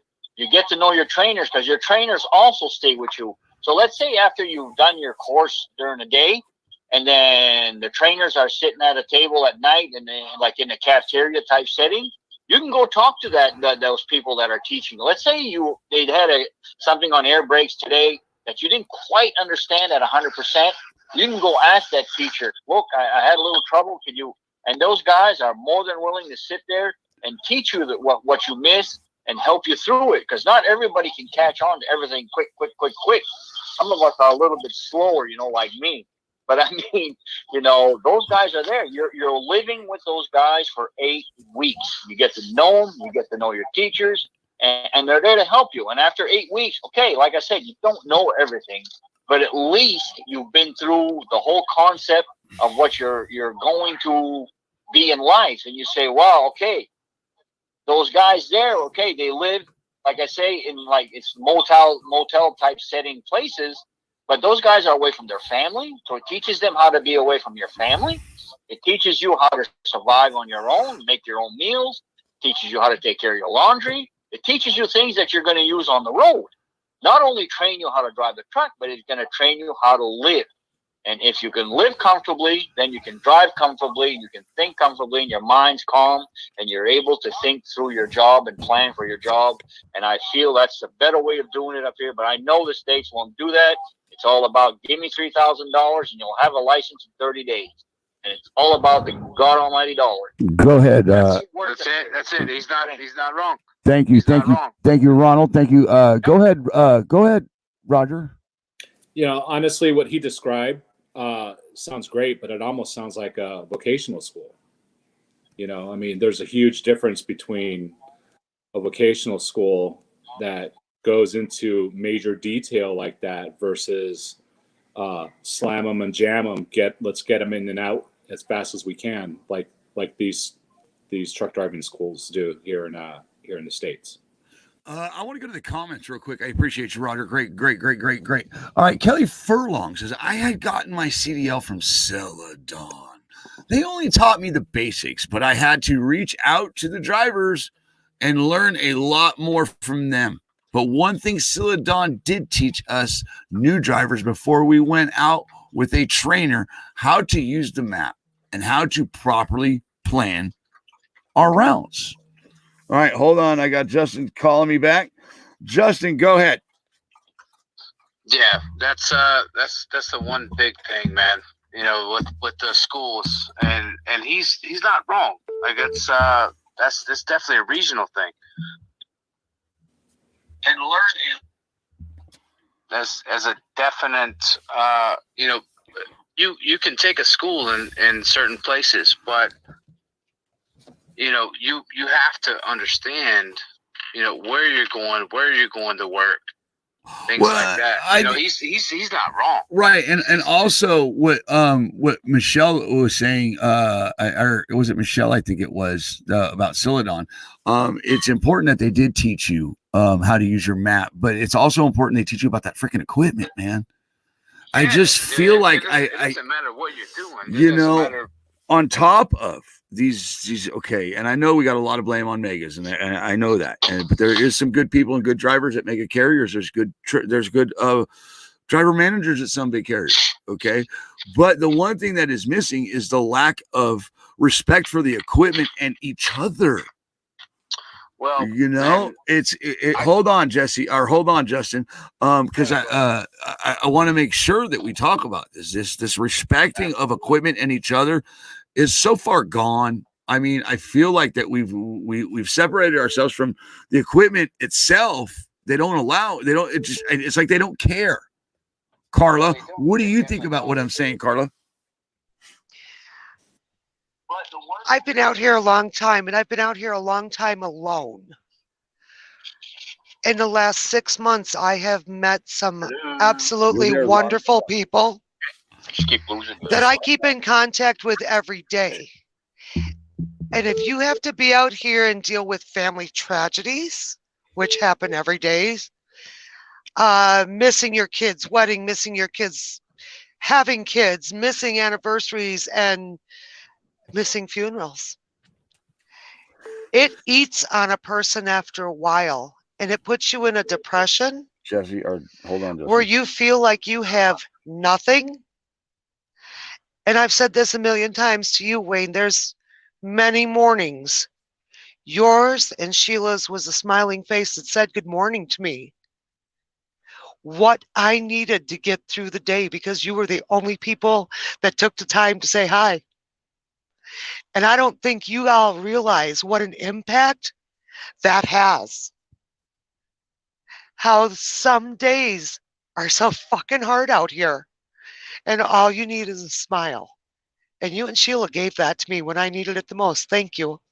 I can't thank you enough. That. I do, Carla. But what we need to do is we need to find some solutions. And you're right. And part of it is talking to each other, communicating with each other. Okay, and I'm gonna go to hold Tina's the door. Right, hold the door open. I'm gonna go to Tina's right here. It says we need to speak to companies. Okay, because here's where we're gonna shift gears before I get to this comment. We need solutions, guys. Okay, we're at the top of the second hour. Okay, I'm gonna say this. I'm gonna read. I got to take a break here in a second. Okay, but I'm gonna go to this comment and we're gonna switch it to this topic. We need solutions. What are we gonna do to start solving these problems? What can we do? What are they not doing that they can do? Let's go to Tina's comment here. It says, speak to companies and tell them how important CBs are. We have to communicate more, advocate, not enough communication anymore. Ronald Hebert, I'm going to go with you first. Carla, thank you. We love you. Go ahead. And guys, if you're moving stuff over there, we can hear you. Okay. So try to be still and stop going through stuff. If you're that bored, get off. Ronald Hebert, go ahead. Ronald's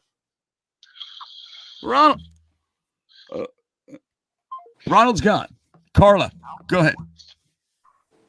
I think it's going to start with, even if it's your family at home, make a phone call. When you go into a truck stop, say good morning to the person coming out. Hold a door. If you see somebody, I'm 4'11". I have a hell of a time washing windows.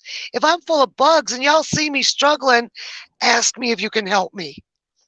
Get out and help that struggling driver back in. Shake somebody's hand. Say good morning. You will be surprised. You will be surprised. Thank somebody for holding a door. Don't expect it. Thank them. Be polite and cherish every minute out here. That's the biggest thing. Get up in the morning. Thank God that you're alive. Thank God that you have shoes on your feet, a jacket on your back, a family, and a job. And go to work with a smile on your face. That's where it needs to start. Justin Williams, what do you got to say? What are the solutions? Hello? Are you guys there?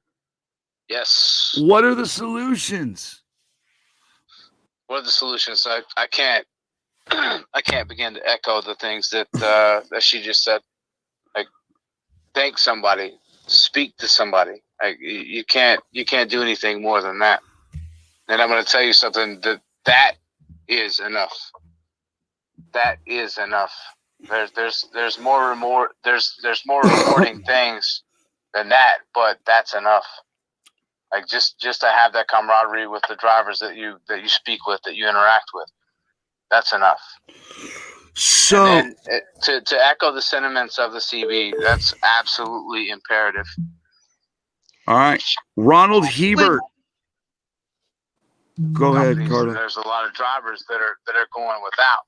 Ronald Hebert. And you're gonna have to ask and tell me what the question is, because I can't hear you guys. I got my volume turned off on my computer. Okay. So what's the question? All right. The question is, sorry, Justin, I didn't mean to cut you off, but I thought you were done there. But I'm going to go to Ronald. What are solutions to all these problems? What are some of the solutions to some of these problems? What can we do? What we can do is what every company is going to tell you. Communicate. If you don't communicate with us, we can't help you. But of course, we know what the companies are going to do. But I mean, it all comes down to communication. And I've always said, if you see someone having a little issue, a little problem, don't be afraid to get out there and ask him if he needs a hand. And if someone needs a hand, don't be afraid to come over to one of us older guys, and ask us, if we can help him. 99% of us are more than willing to help you. And that's the main thing. Don't be afraid to ask. And my dad always told me, the only stupid question you have is the one you don't ask. Don't be afraid to ask it. And chances are, like I said, most people are very understanding. They're very helpful.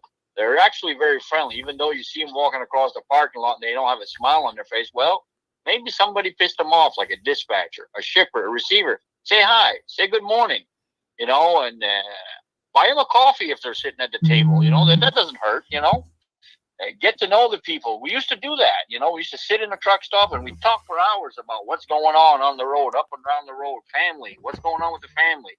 We knew everybody's kids. We knew everybody's wives. We knew everybody's husbands. Everybody knew everybody. Today, it's just so shadowed, I find.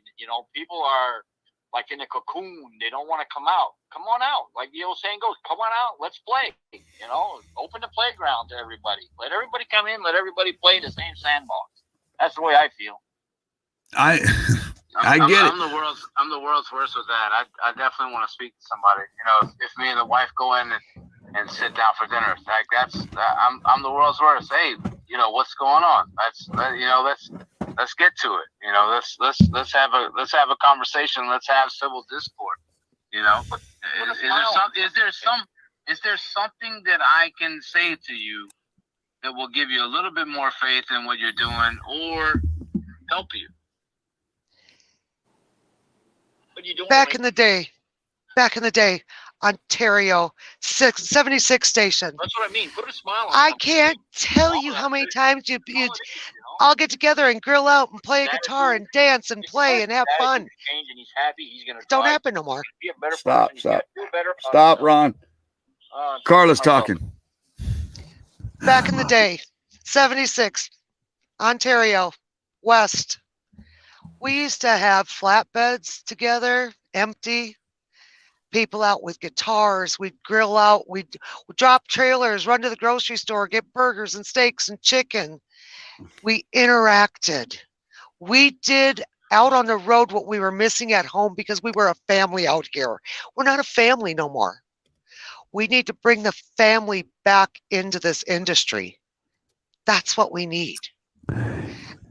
So. And it all, they banned us grilling out anymore. Did you know that? No. We're not allowed to cook out. We are not allowed to cook out on the back of a flatbed no more.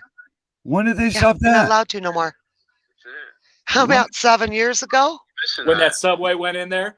Oh,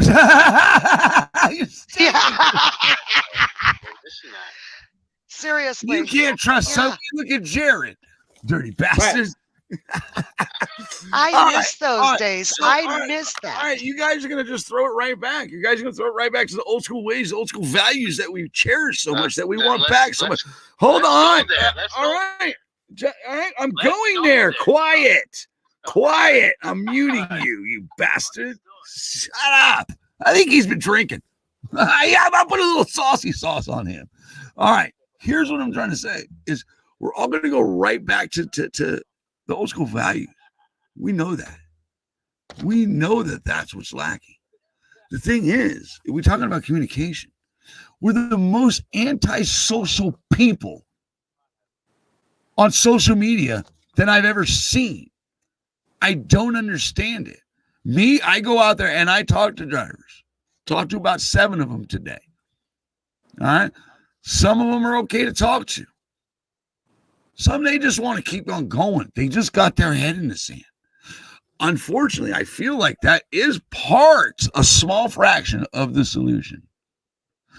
I feel people need to stand up a little more. And you guys need to start talking to four-wheelers.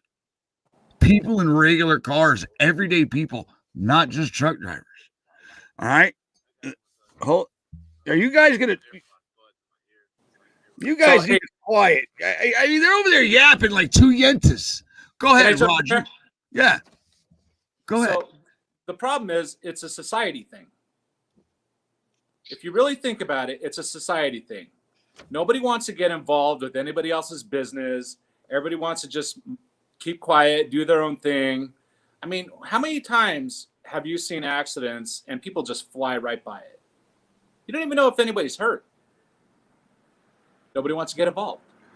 Or a driver stopping for a driver. Technically, I love what you're saying though, because back in the day, road service was each other. Right. That's what that was. Right. And I want to go to this comment real quick, Roger. Did you want something? Did you want to add to it? Yeah. So I've been around truck drivers for many, many years. And I got to tell you, y'all are some of the most chatty people I know, which is a good thing. But it takes the initiative for somebody to go, hey, how's it going? How's your drive? What's going on in your life? And that door opens up, and there's times where I'm looking at my watch figuring out how I'm going to cut this short because I got to get down the road. You know, the drivers most of them are more than willing. The older guys are more than willing to chat. They're stuck behind a wheel all day. So anytime they get to interact with another human being, they're all for it, from what I've seen, from what I've noticed. Younger generation, they've been raised to, hey, don't talk to strangers. So, it's stranger danger.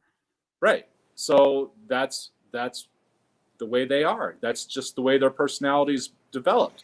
So you're right.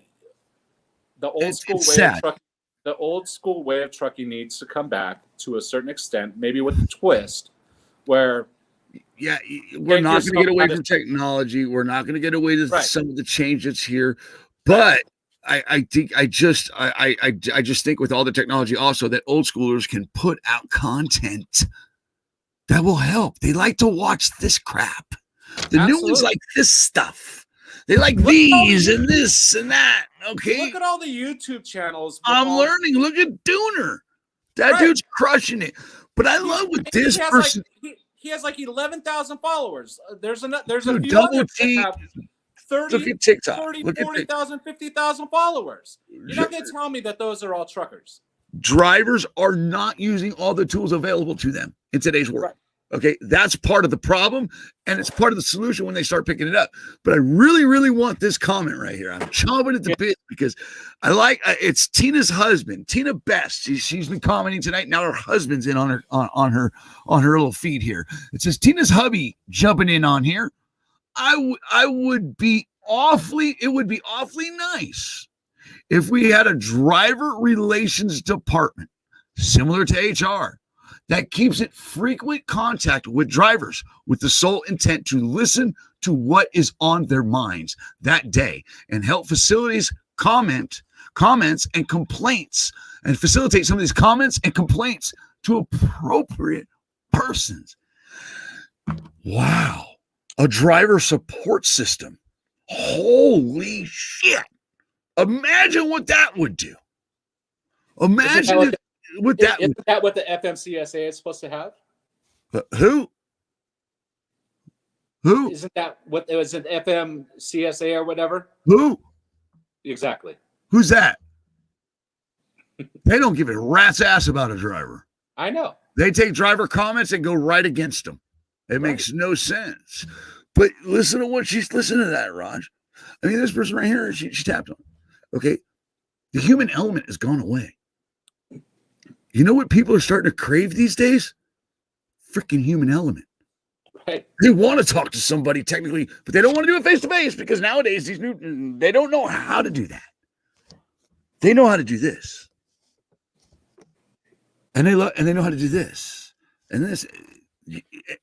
Believe it or not, what Tina's husband said is absolutely amazing. You need to reach out to your guys. You need to talk to them, just like we were talking about.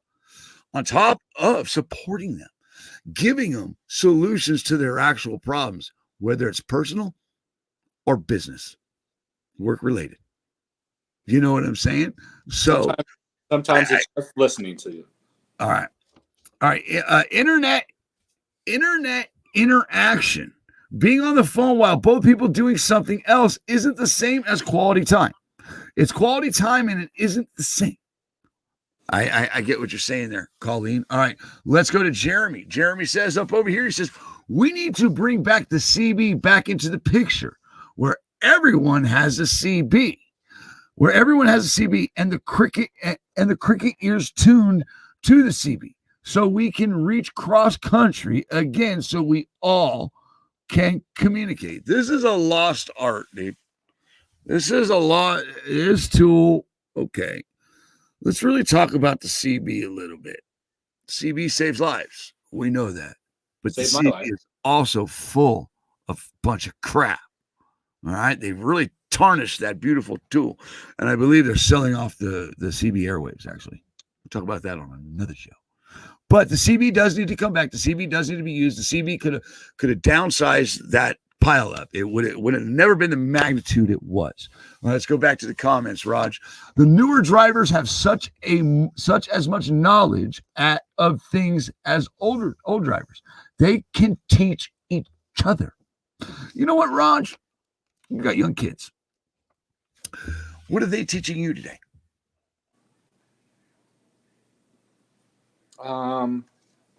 Technology. So you're learning from your kids. You're learning about technology. Can your kids run your phone better than you? Absolutely. Can your kids work a computer better than you? My 9-year-old is taking a coding class. What? Exactly. You see what I mean? So where are we actually falling short in this situation? Are we falling short with some of the veterans not willing to learn some of the new school ways? And then also the new schooler not willing to learn the old school way? I mean, it's absolutely out of control because the lack of, let alone respect, safety, and everything else going on, it just makes no sense. Ronald, are you still there? Yeah, I'm here. Okay. Oh, shit. Ron, Yep. How do you feel about what we're talking about? Well, I missed part of it. I had to go put my granddaughter to bed. But yeah, no, I'm old school, and I'm like you say, hard to get to the new technology. You know that. You and Sheila's been helping me out here with these new iPhones, computers, and stuff like that. I kept telling myself, no, I don't want to go up there. But the world's changing. It's changing. The technology's changing. There's tools out there to help us be better drivers, be better people, better communication skills. So I have to tell myself, well, maybe I'm going to have to change whether I want to or not. You know, I got to make that step. And for the younger ones coming in, same thing. They're a lot smarter than us. They can work my iPhone or my computer, my tablet, anything we have way better than we can. So you can't hear me? No, we can hear you. Keep going. Just keep going. Oh, okay. I was talking to Carla. Okay, what I'm saying is there's enough information out there for the young and the old, and I think the old school should be training the new school, and the new school should help train the old school. Together we can be as one again, as one trucking industry, as one, helping one another. We need to help one another, no matter what your age is. It doesn't matter how old you are. If you're not willing to learn and open your mind to new technology, guess what? You're going to fall behind. And I found myself, I'm going to tell you, I'll be honest, I found myself falling behind the last 8-9 years. So I decided to this is my first iPhone I've had. I've only had it 6 months. I've always had a flip phone. Didn't know how to text. Didn't know how to screenshot. Didn't know how to do any of that, you know. But I opened my mind. Sheila helped me. Wayne helped me. My daughter helped me. Everybody helped me. And you got to be willing to take that other step Babe, throw me a pen. of the technology and learn it. But the younger generation needs to know that we don't know all that. They need to be willing to help us. And if we ask them a question, well, Dad, I'm not going to teach you that. Well, teach it to me. I'm asking you, teach it to me, or your daughter or a friend, Just don't be, like I said, you cannot be afraid to learn. If you close your mind, you're not going to learn. Open your mind, learn, and don't be afraid to learn. Like I said, don't be afraid to ask either. That's all I feel about that. Okay, so I'm liking what you're saying, Ron, and I love the fact that you're willing to learn. And we also have to learn to listen as a society today. Yep. Me, myself, okay? Because I'm going to say what you were talking about, Ron, was you're used to one of these, okay? And that's a pen, is what I'm showing. I'm showing the camera a pen. Yep. The difference between us and them is they are used to one of these, a keypad. Yeah. This is the difference between us and them. Yep, That's the difference. And you're willing. The thing is I think you're 100% right. We have to be willing and we have to want to. Yeah. And to get back to your pen scenario, just to give you a little heads up on where I come from. Not basically where I come from, but when I'm being an owner, at one time I had 5 trucks of my own. And having 5 trucks of my own, I had to do all the bookwork myself. No, I didn't have no accountant, didn't have nobody to help me with my bookwork. And you know how I did it? The old school way, with a ledger and a pencil. The old school way. Fucking Ron. I lose this guy every time. So, and Carla, tap in. Yes. Hold on, Ron's back. You there? Yep, go ahead. Go ahead, Yeah, Ron. like I said, I mean, The old ledger. I didn't want to open my mind up to the technology of using, the computer, QuickBooks, or anything like that. I felt to myself I wouldn't be able to learn that. Kind of regret it now because it would have helped me a lot.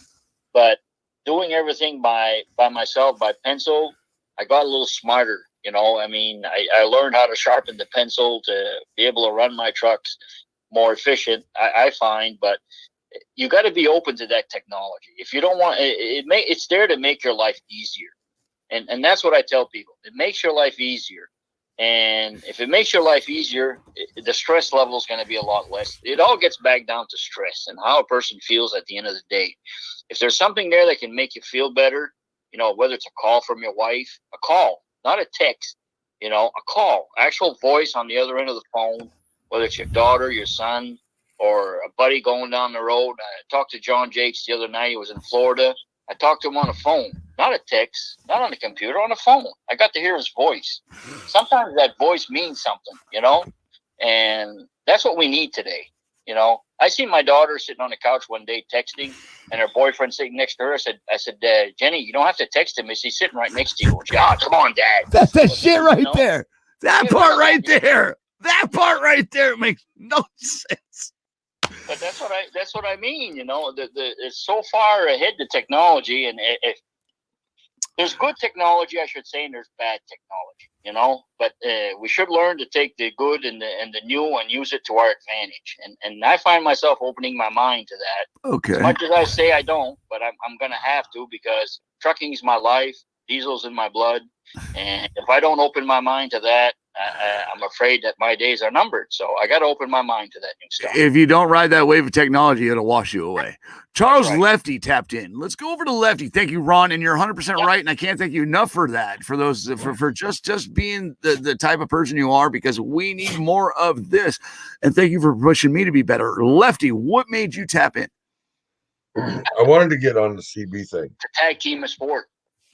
I wanted to get on the CB. The reason why I want to, as of today, me and you were out. We were using the CB. Mm-hmm. How many people did we have answer us back? As we were. One. I got one. I got one on a radio check. We got one on a radio check. One out of what, 30 trucks sitting there, and how many countless we passed on the highway. I mean, it's pretty sad on that part.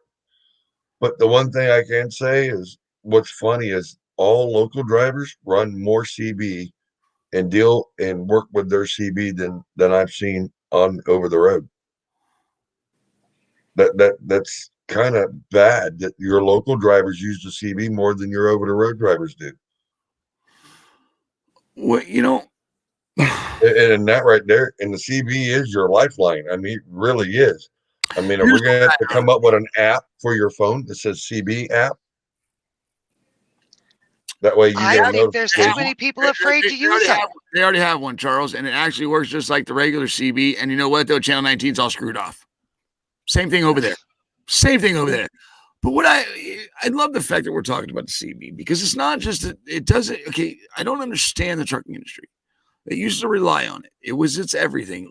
I relied on it every day back in Texas when I hauled fracks and when I got under that silo to let them know, and they let me know and all that. They're like, that crap didn't work. We had to talk on CB. All right. What I'm trying to say is fire department, police department, military, they all use two-way radios. Emergency response uses two-way radios. Ambulances, tow operator, all of them. To do what? Sure do. To perform their jobs in the safest, efficient way possible. Yep, we sure do. I've used many of them. And from towing to dump trucks. And where's the trucking industry? And they act like they ain't never heard of one. I'll show you where the trucking industry is. I hate to show you, but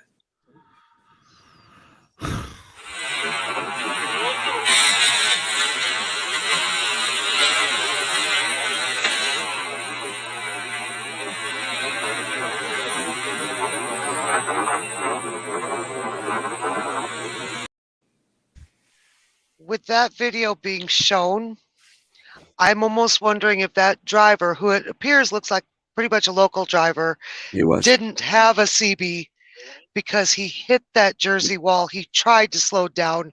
That probably was his only out, was there to the left, and he tried to use it.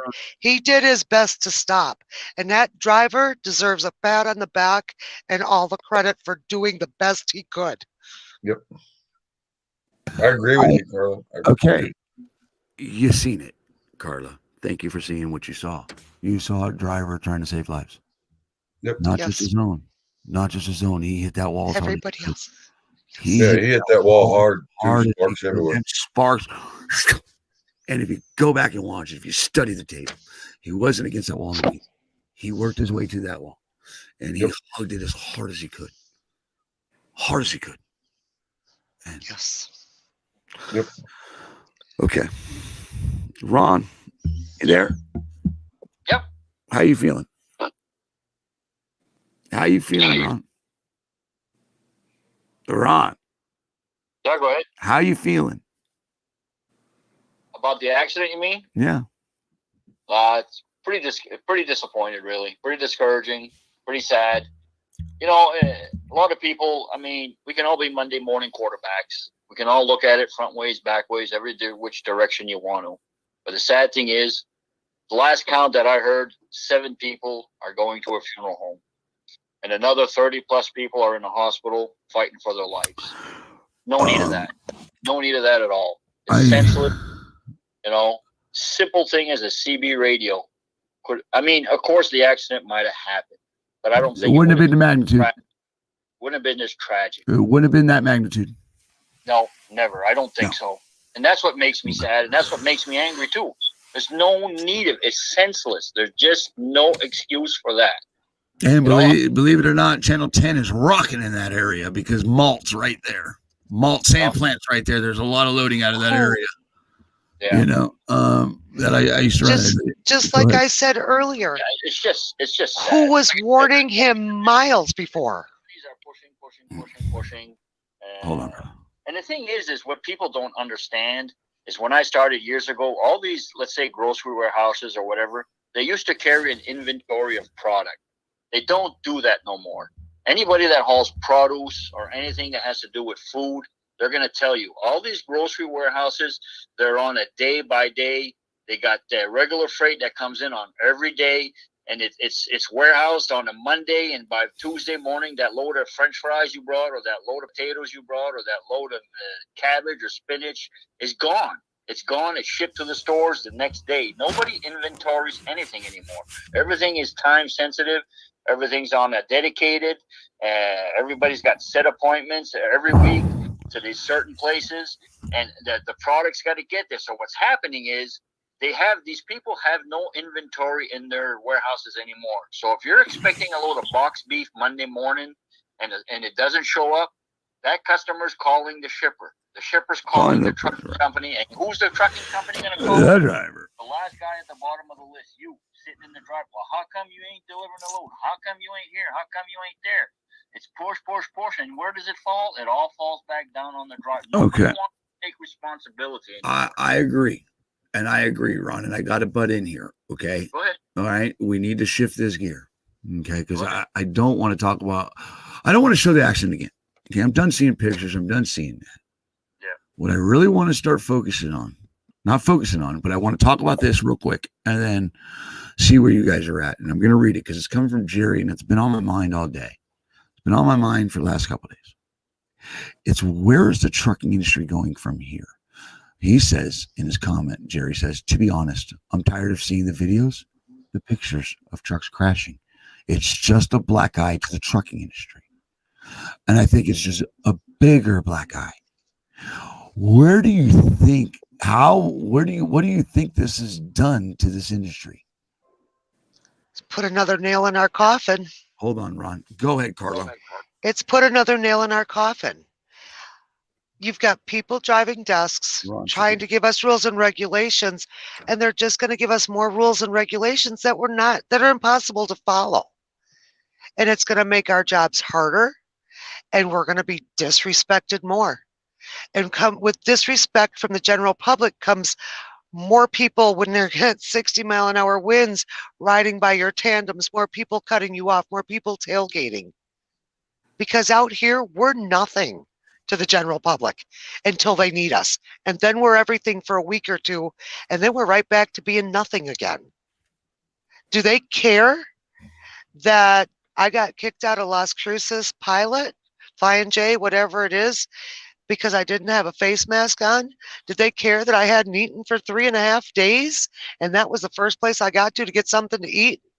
Nobody gave a shit. I went down the road another 212 miles before I found someplace that would serve me. Did the people care? No. And that's what's happening, and it's going to get worse and worse and worse. And people like me are going to wake up someday and say, fuck this, I'm not doing it no more. And I'm going to go flip burgers at McDonald's. That's what's going to happen to this industry. Real quick to Tina, the viewer. Great, thank you for you and your husband in the comments. She's saying good night to everybody. So she said thank you to everybody. But what you're saying there, Carla, is very, very sad. Okay, and it's not just with that; it's also with the parking. You get kicked out of a parking area. You get pushed down the road. DOT wants to driver. Get your ass up. Get on down that road, and then I'm going to violate you. Yeah. Go park in LA somewhere. Constant. Okay.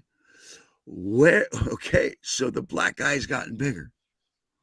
The trucking industry is back in the shit house like it always is. But how essential are you? And you know what? It's essential. I thought you're the heartbeat of America. Yeah. Why is this happening? What are we going to do? First Somewhere of where all, we don't want to go. Go ahead. You talk about the CB. When I started this job, everybody had a CB. Trader Joe's, Stockton, Channel 7, you'd pull in, you'd check in on your CB. You left that CB on. Driver, whatever, Badger State, 71A. You got a copy? Yes, ma'am. Door 4.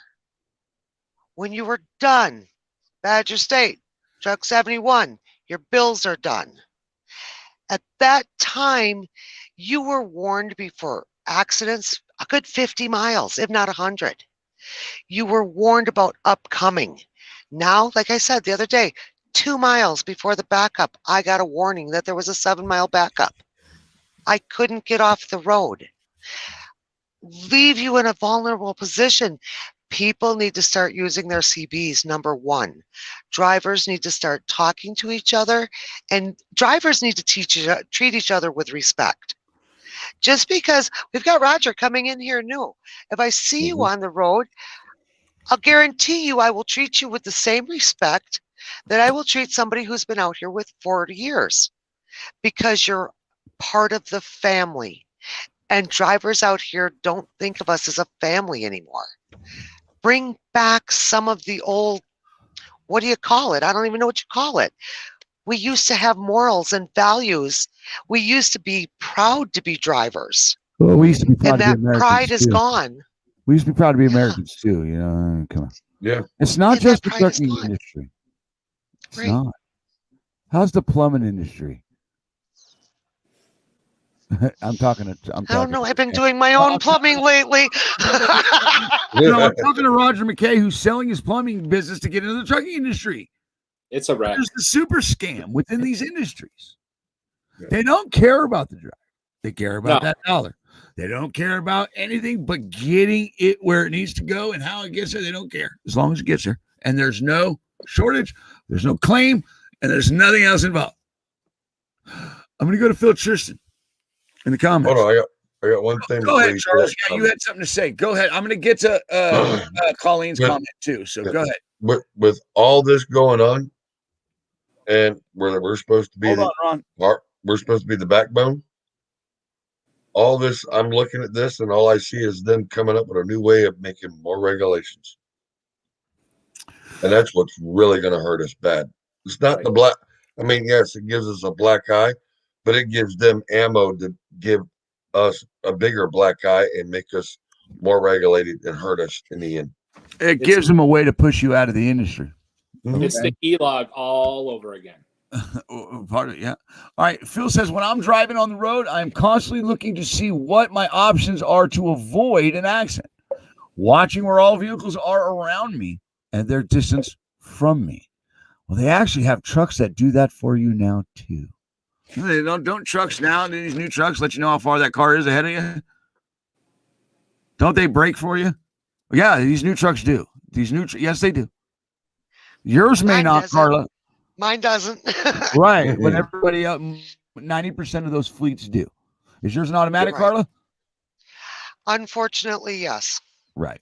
That's where we're headed. And I had to learn how to drive it. And I had to learn how to drive it. Does it have brake assist? No. Lane assist? All of that is shut off on my, nope. It has it, but it's shut off. Is shut off. It has it. It's equipped. Yeah. It's equipped with it, yes. Okay. It's set up for autonomous. The trucks are getting smarter.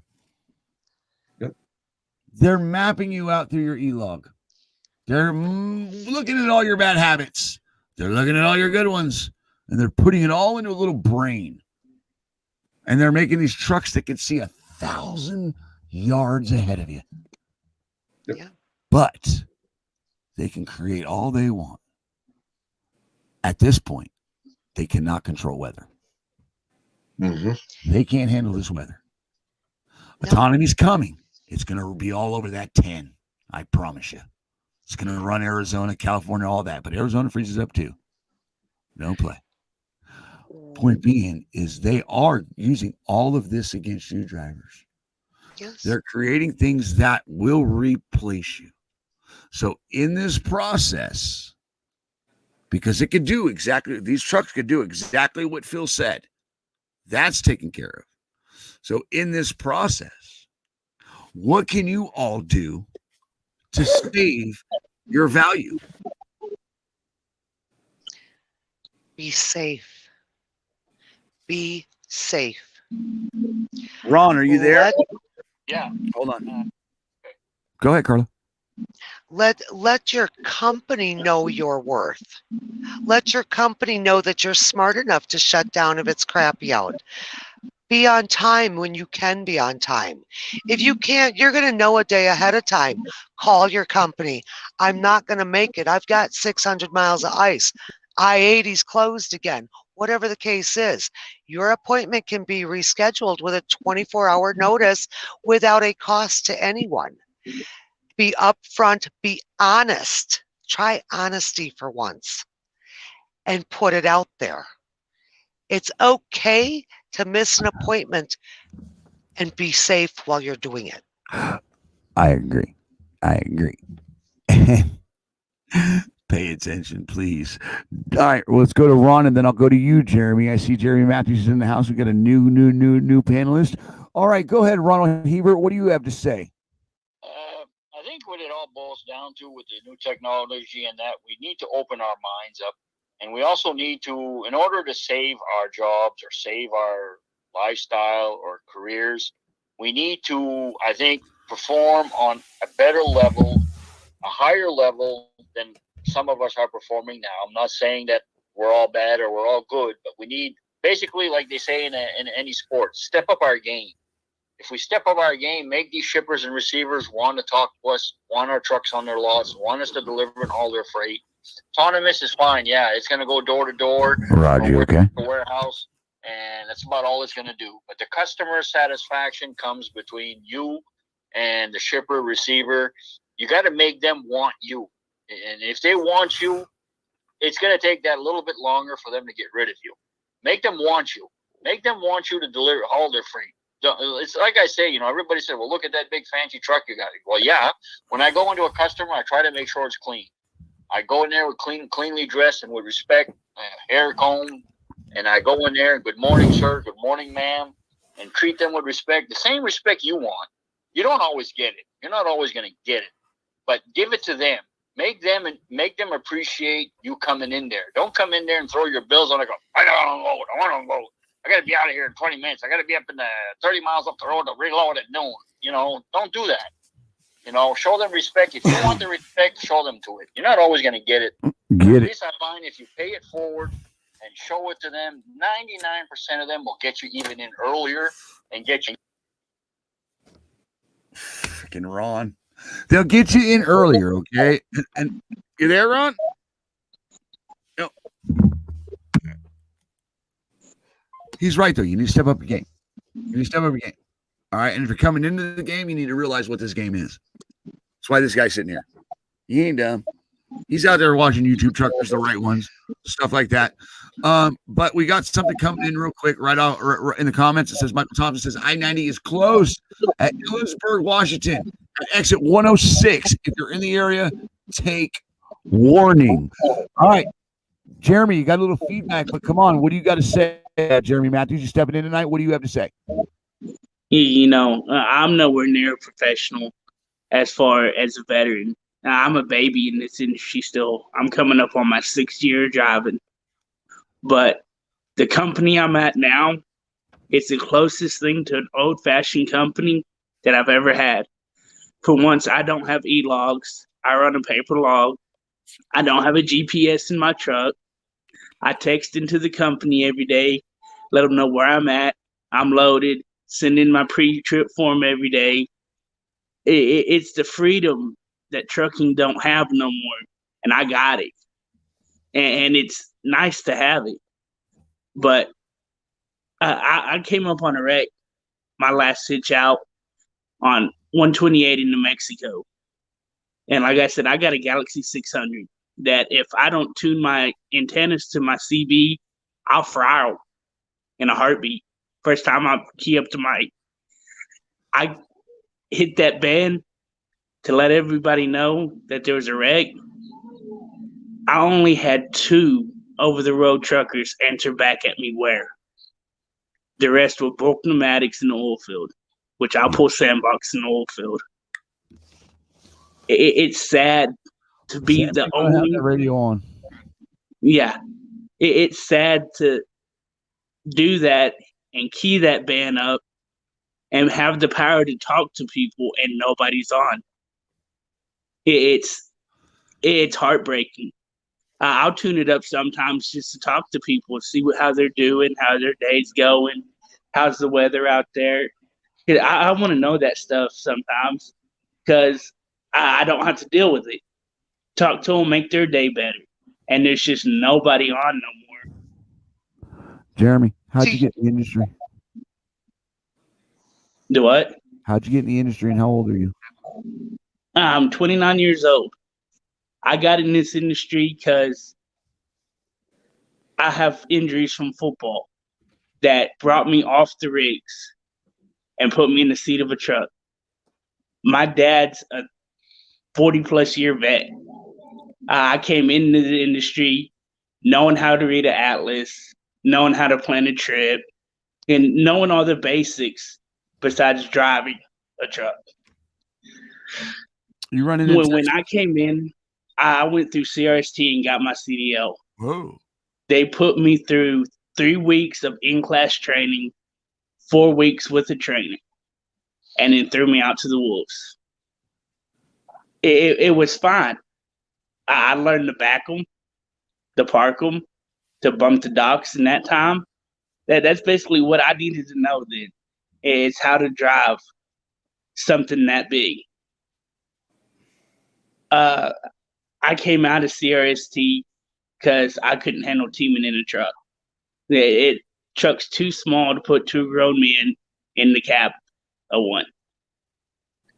So I went back to what I know, which is oil field. I've hauled pipe. I've ran sand. I pulled oversized tanks in the oil field. Basically anything oil field, I've done it. So. You run Texas. That's where the accident was. How do you feel that Texas maintains their roads? No. State of New Mexico, 128 in New Mexico. Okay, all right. How about New Mexico then? Yeah. The roads are god awful.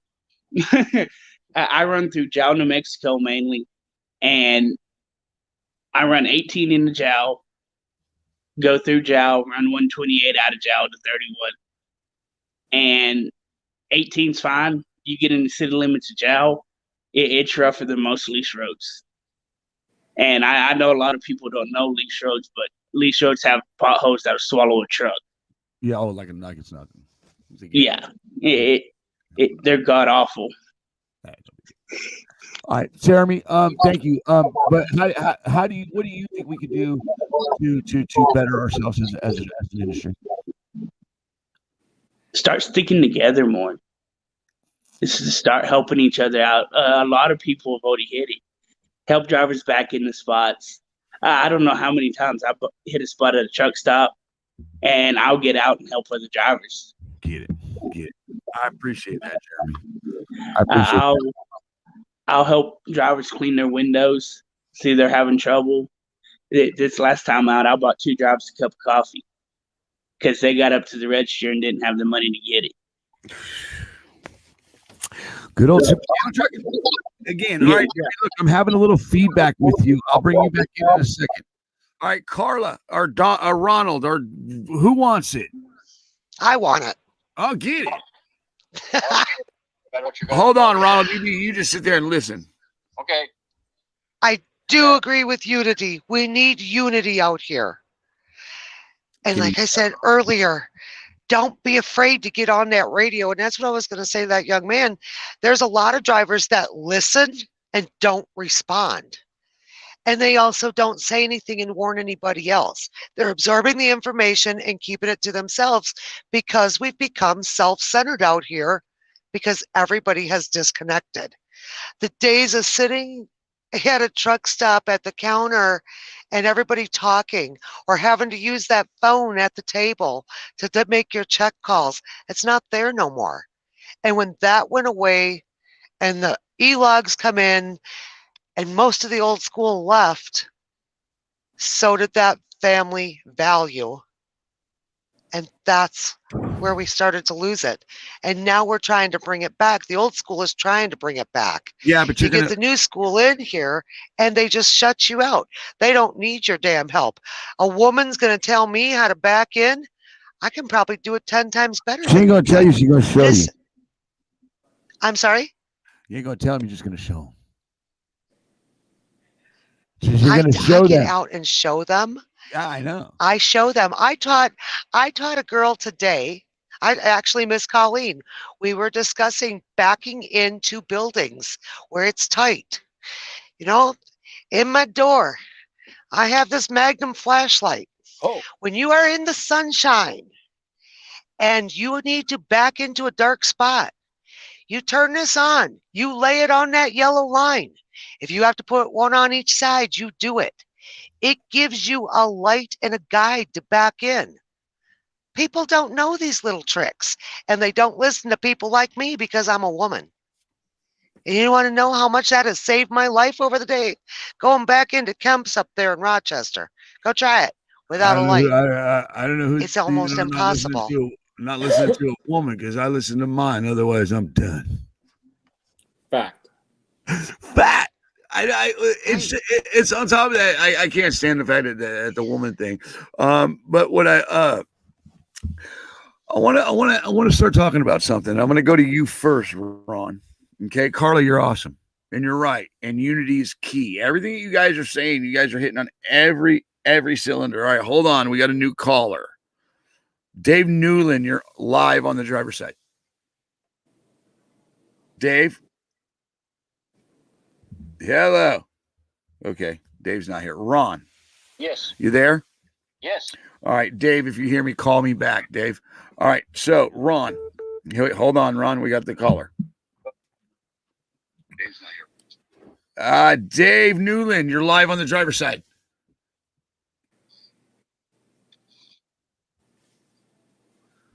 Dave? Hello? Dave, you there? Yeah, I'm here now. All right, talk to me, Dave. Oh, I just want to say I enjoy the show, and I'm learning a lot. Good. I appreciate you calling, Dave. Is there anything you want to say? Oh, I'm not an over-the-road truck driver. I'm a local driver. Okay. And how do you feel about your side of the industry? How do you feel about being a local driver? I like it. I've been on the interstate a couple times before. It was pretty cool. All right. Your new handle is can you hear me now? Just saying. That's your new handle, your new CB handle from Jerry says Dave Newland's handle is can you hear me now? On the CB. Okay. All right. So hang in there, Dave. I'm gonna go to Colleen Ramsey real quick, and then I'm gonna go to Ronald. We're gonna start wrapping it up, guys. We're at the top, almost at the top of the hour, the third hour, which means I gotta take a quick break, come back, get to Colleen Ramsey's comment, and then start wrapping it up. So guys, start dropping your comments, your final thoughts, and it's going to be a quick break. I'll be back in like 10 seconds. I don't even know where it is. My God help me. There it is. When it hit me right there, then my mind said, now over control, they're gonna be a man short today. I got the sunny day, the song and my thing is gonna make them go away. So I went out and I climbed into my big old Chevrolet, and with a turn of the key. I followed that dude for quite a minute. I love that. I love that 86 KW. All right, Colleen Ramsey says, Yup, have backed into many dark buildings. Never once thought to lay that flashlight on the ground. I put one on the rear of my RGN when I can see around a load. So I can see around a load. Sometimes different views help see things in new ways. Oh boy, open mind creates new opportunities. I promise you that. All right, Ronald, I'm going to go to a comment real quick, and I want you to touch on it real quick.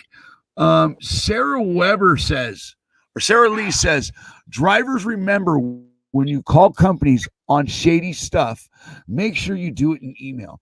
Do not do it on the phone. Keep records of it.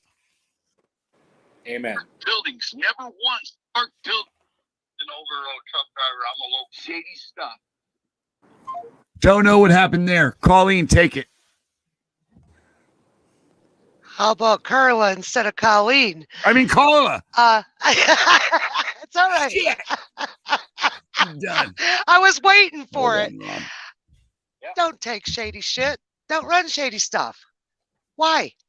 It's going to be cheap freight. You haul cheap freight, you're going to be a cheap freight company. We ain't going to get paid. Haul legit, and you don't have to worry about it. And Colleen, yes, I do miss you. Love you, girl. She says, haha, you miss me. LOL. All right, Ron, what do you have to say about that? I think it all boils down to keep track and be a smart operator. Okay, emails. If you can't get emails, if you're dealing with a broker, make sure you get that rate confirmation, because I've seen a lot of times the brokers say, "Well, I'm going to pay you $2,000 to do this load." The guy doesn't get a rate confirmation. He gets his pay in 15 days because they don't usually pay till 15 days at least. And then next thing you know, you get a $1,400, $1,500 check, and you say, "Well, what happened?" "Well, no, that wasn't the rate I told you." Make sure you get everything in writing. Paperwork, whether it's a rate confirmation, email, notes, write down. When I used to call a person, I used to have a notebook. I'd write down the person's name, the time of day I called him, the phone number, and our conversation, what it pertained to. Keep notes, keep track of everything. Because before we had emails, we didn't have emails. All we had was notebooks where we could write the information down, or we used to have a tape recorder with that little suction microphone.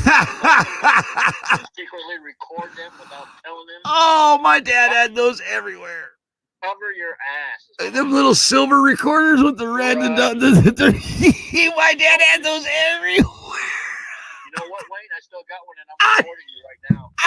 Shit. But no, cover your ass, cover your bases. All right. Be smart. Be a smart operator.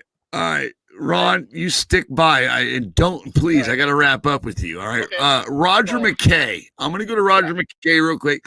We already know CYA. Cover your ass. My dog loves her pig too, by the way.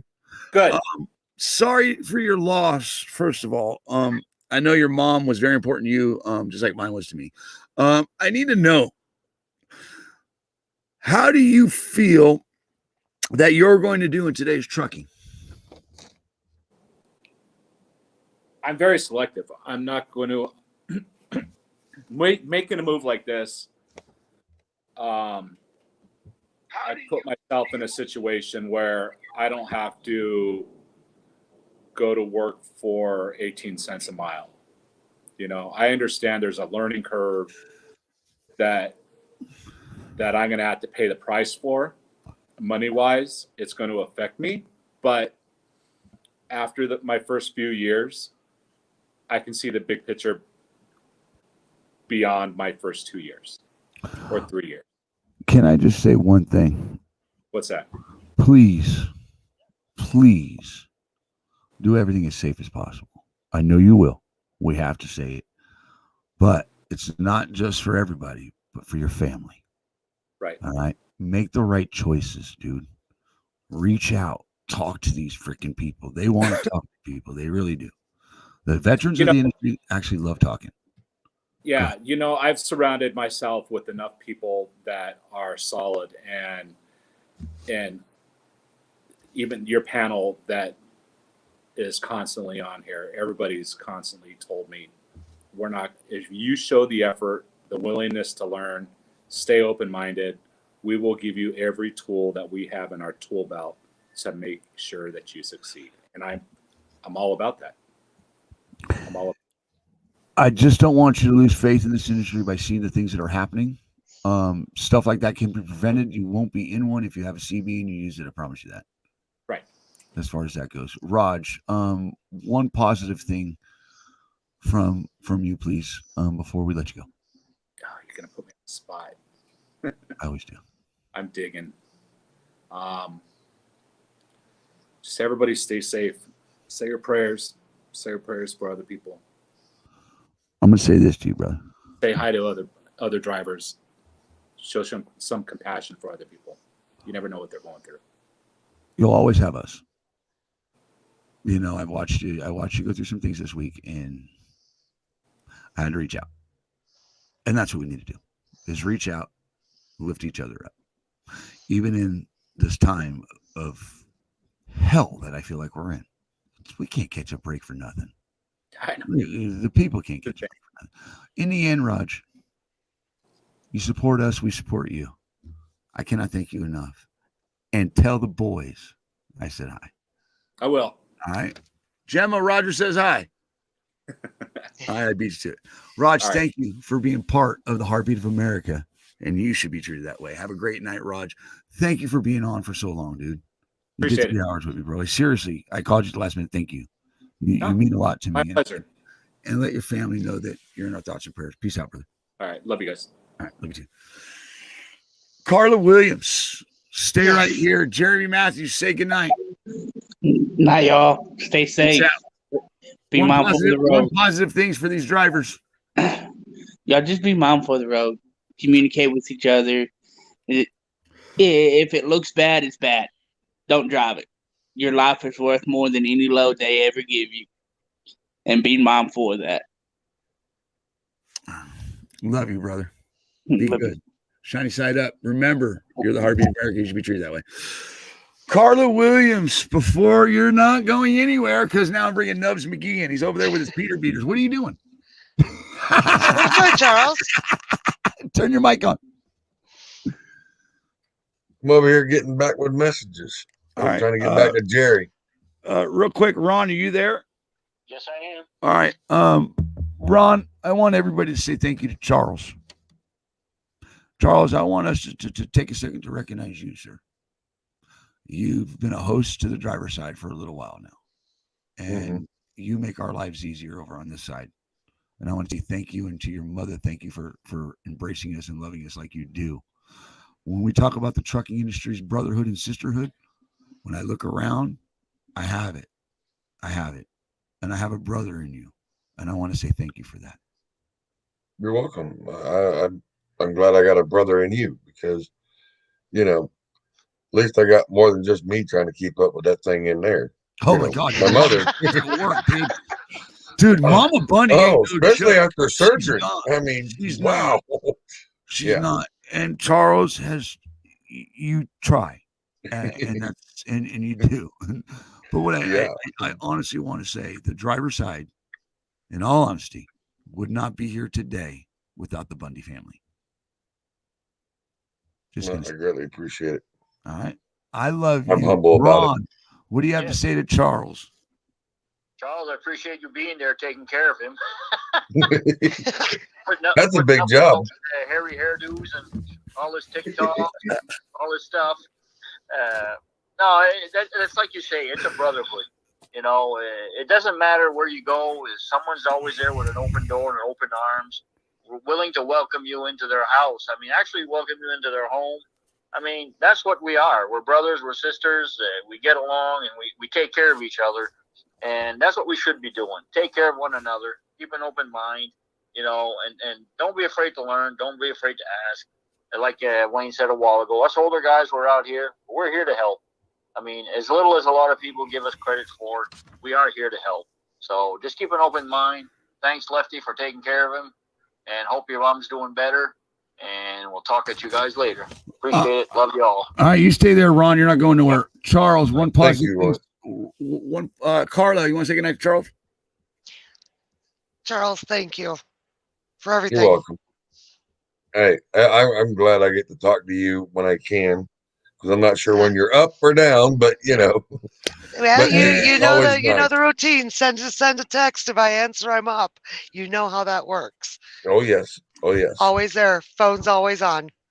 Charles, you've been robbed of the seat. Yeah. But we got one in the back seat. We were at the truck stop the other night. We got a truck seat. And I almost did the show in that seat. Oh, yeah. I'm back in the seat. Everybody doesn't know. I'm back in the seat. You'll see it next week. Charles, one positive thing for the trucking industry, please. One positive thing? Something positive. Let's end this with the positive. My thing is turn that CB on and communicate. Communicate. Get it. And stay in touch with everybody that you know. So that way they're not feeling like they're left out or forgotten.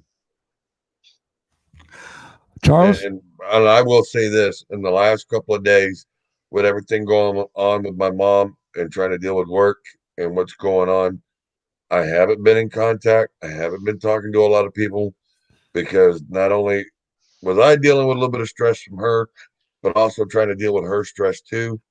And Wayne and Sheila knows that stress, and my mom has not made it easy on any of us. By no means, no. All right, I mean, Charles. she had surgery less than 12 hours. Well, Oh, 14 dude, hours. she had surgery. And she was up at 5 o'clock hours, this dude. morning cleaning house. And I mean, she was, all right, let's go to Sevierville. We're ready. Let's go. Dude, she had Hop me on in. the auction today. She had auction, food, all this stuff. Yeah. I'm After telling surgery. you. Charles, get out I of was here. waiting for her to break out the canoe. All right, wrap it up. Go, get All right. out. Love Bye, you. guys. Love y'all. Love Charles, you. you're the heartbeat of America. You should be treated that way. Love you, brother. Love you, brother. All right, Ronald. Ronald, final thoughts. Wrap it up. Just like I said a while ago, keep an open mind. Be willing to help one another. We're out here to help each other. And like I said, cover your bases and just keep an open mind, and drive safe. Slow down. Watch the weather. Plan. Don't be afraid to look at the weather reports. Don't be afraid to look ahead. And just remember, somebody loves you. Somebody's home waiting for you, and they expect you to come home, just like everybody else. Just be safe out there. All right? Love you guys all. Hey, whoa. What? Remember, you're the heartbeat of America. You should be treated that way. And get your stuff together. I need you, sir. You're great. You have a lot. You have a lot to give away. And I want to support that in every way. Remember, driver, you're the heartbeat of America. You should be treated that way. Tell your son I'm proud of him. We're all proud of him. And I'm grateful to have you in my life, Ronald. Peace out, brother. Love you guys. All right. Love you too. Good night. And then there was two. Before I get to you, I'm going over here to Ronald Highlander Gill. Old school needs to teach the new school, but the new school also needs to teach the old school on the tech stuff of today. Both have to listen in order to advance. Dave Umberger says, guess you're in with Daryl. I don't know what you're talking about there.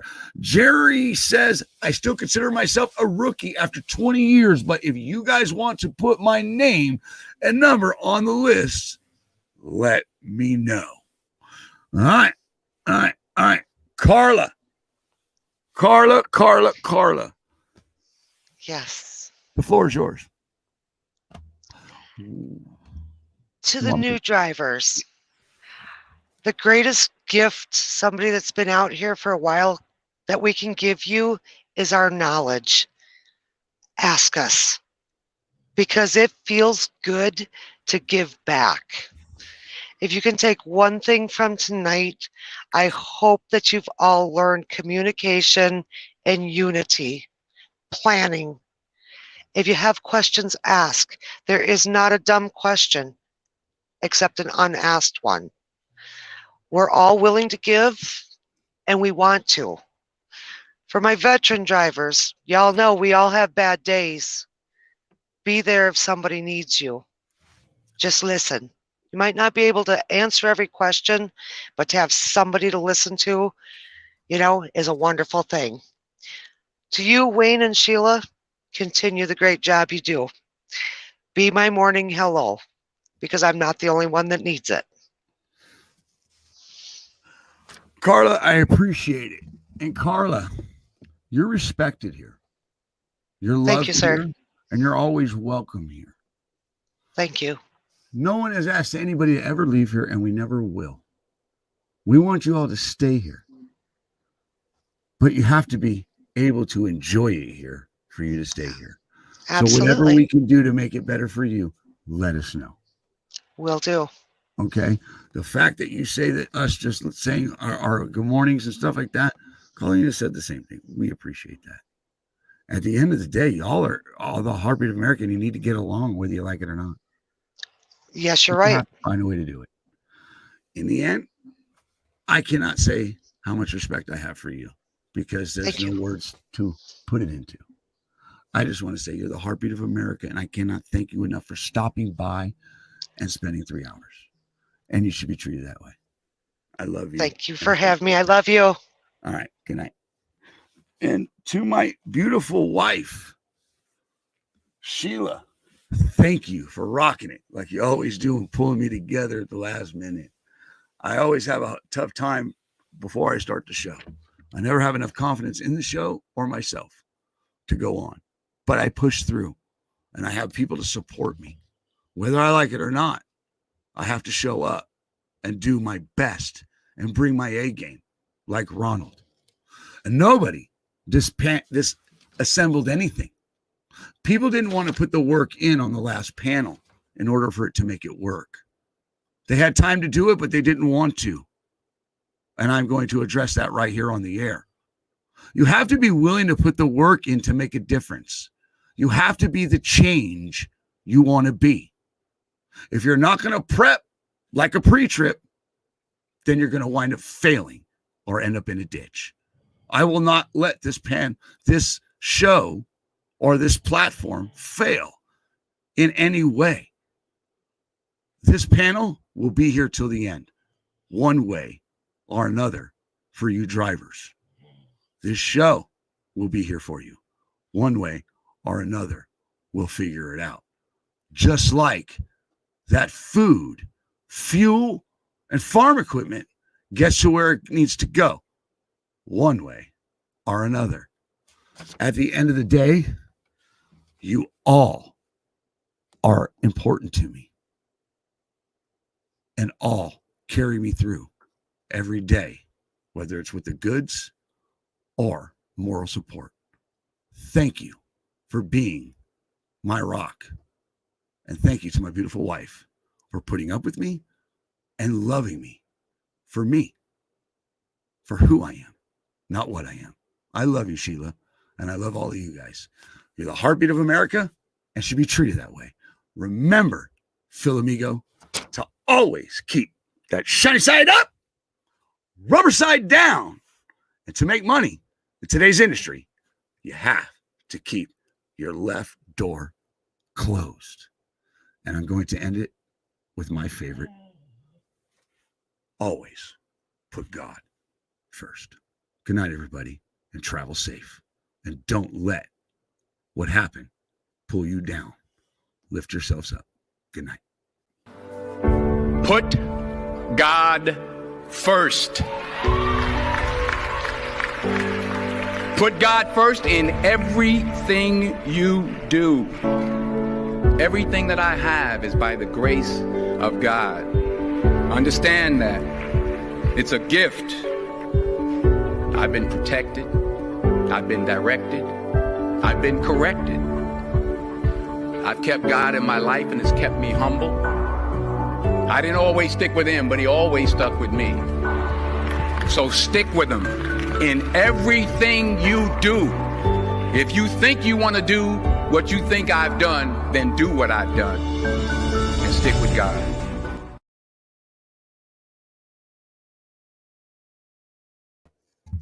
All right, you still here? Hold on, I see it. Sound check. Can you hear me? Can you hear me? Check my audio, Sheila. You ready? I need a response if you can hear me. Okay. All right. You ready? Here we go. I saw it. Dear Heavenly Father, we come to you and only you, for you are our Lord and Savior.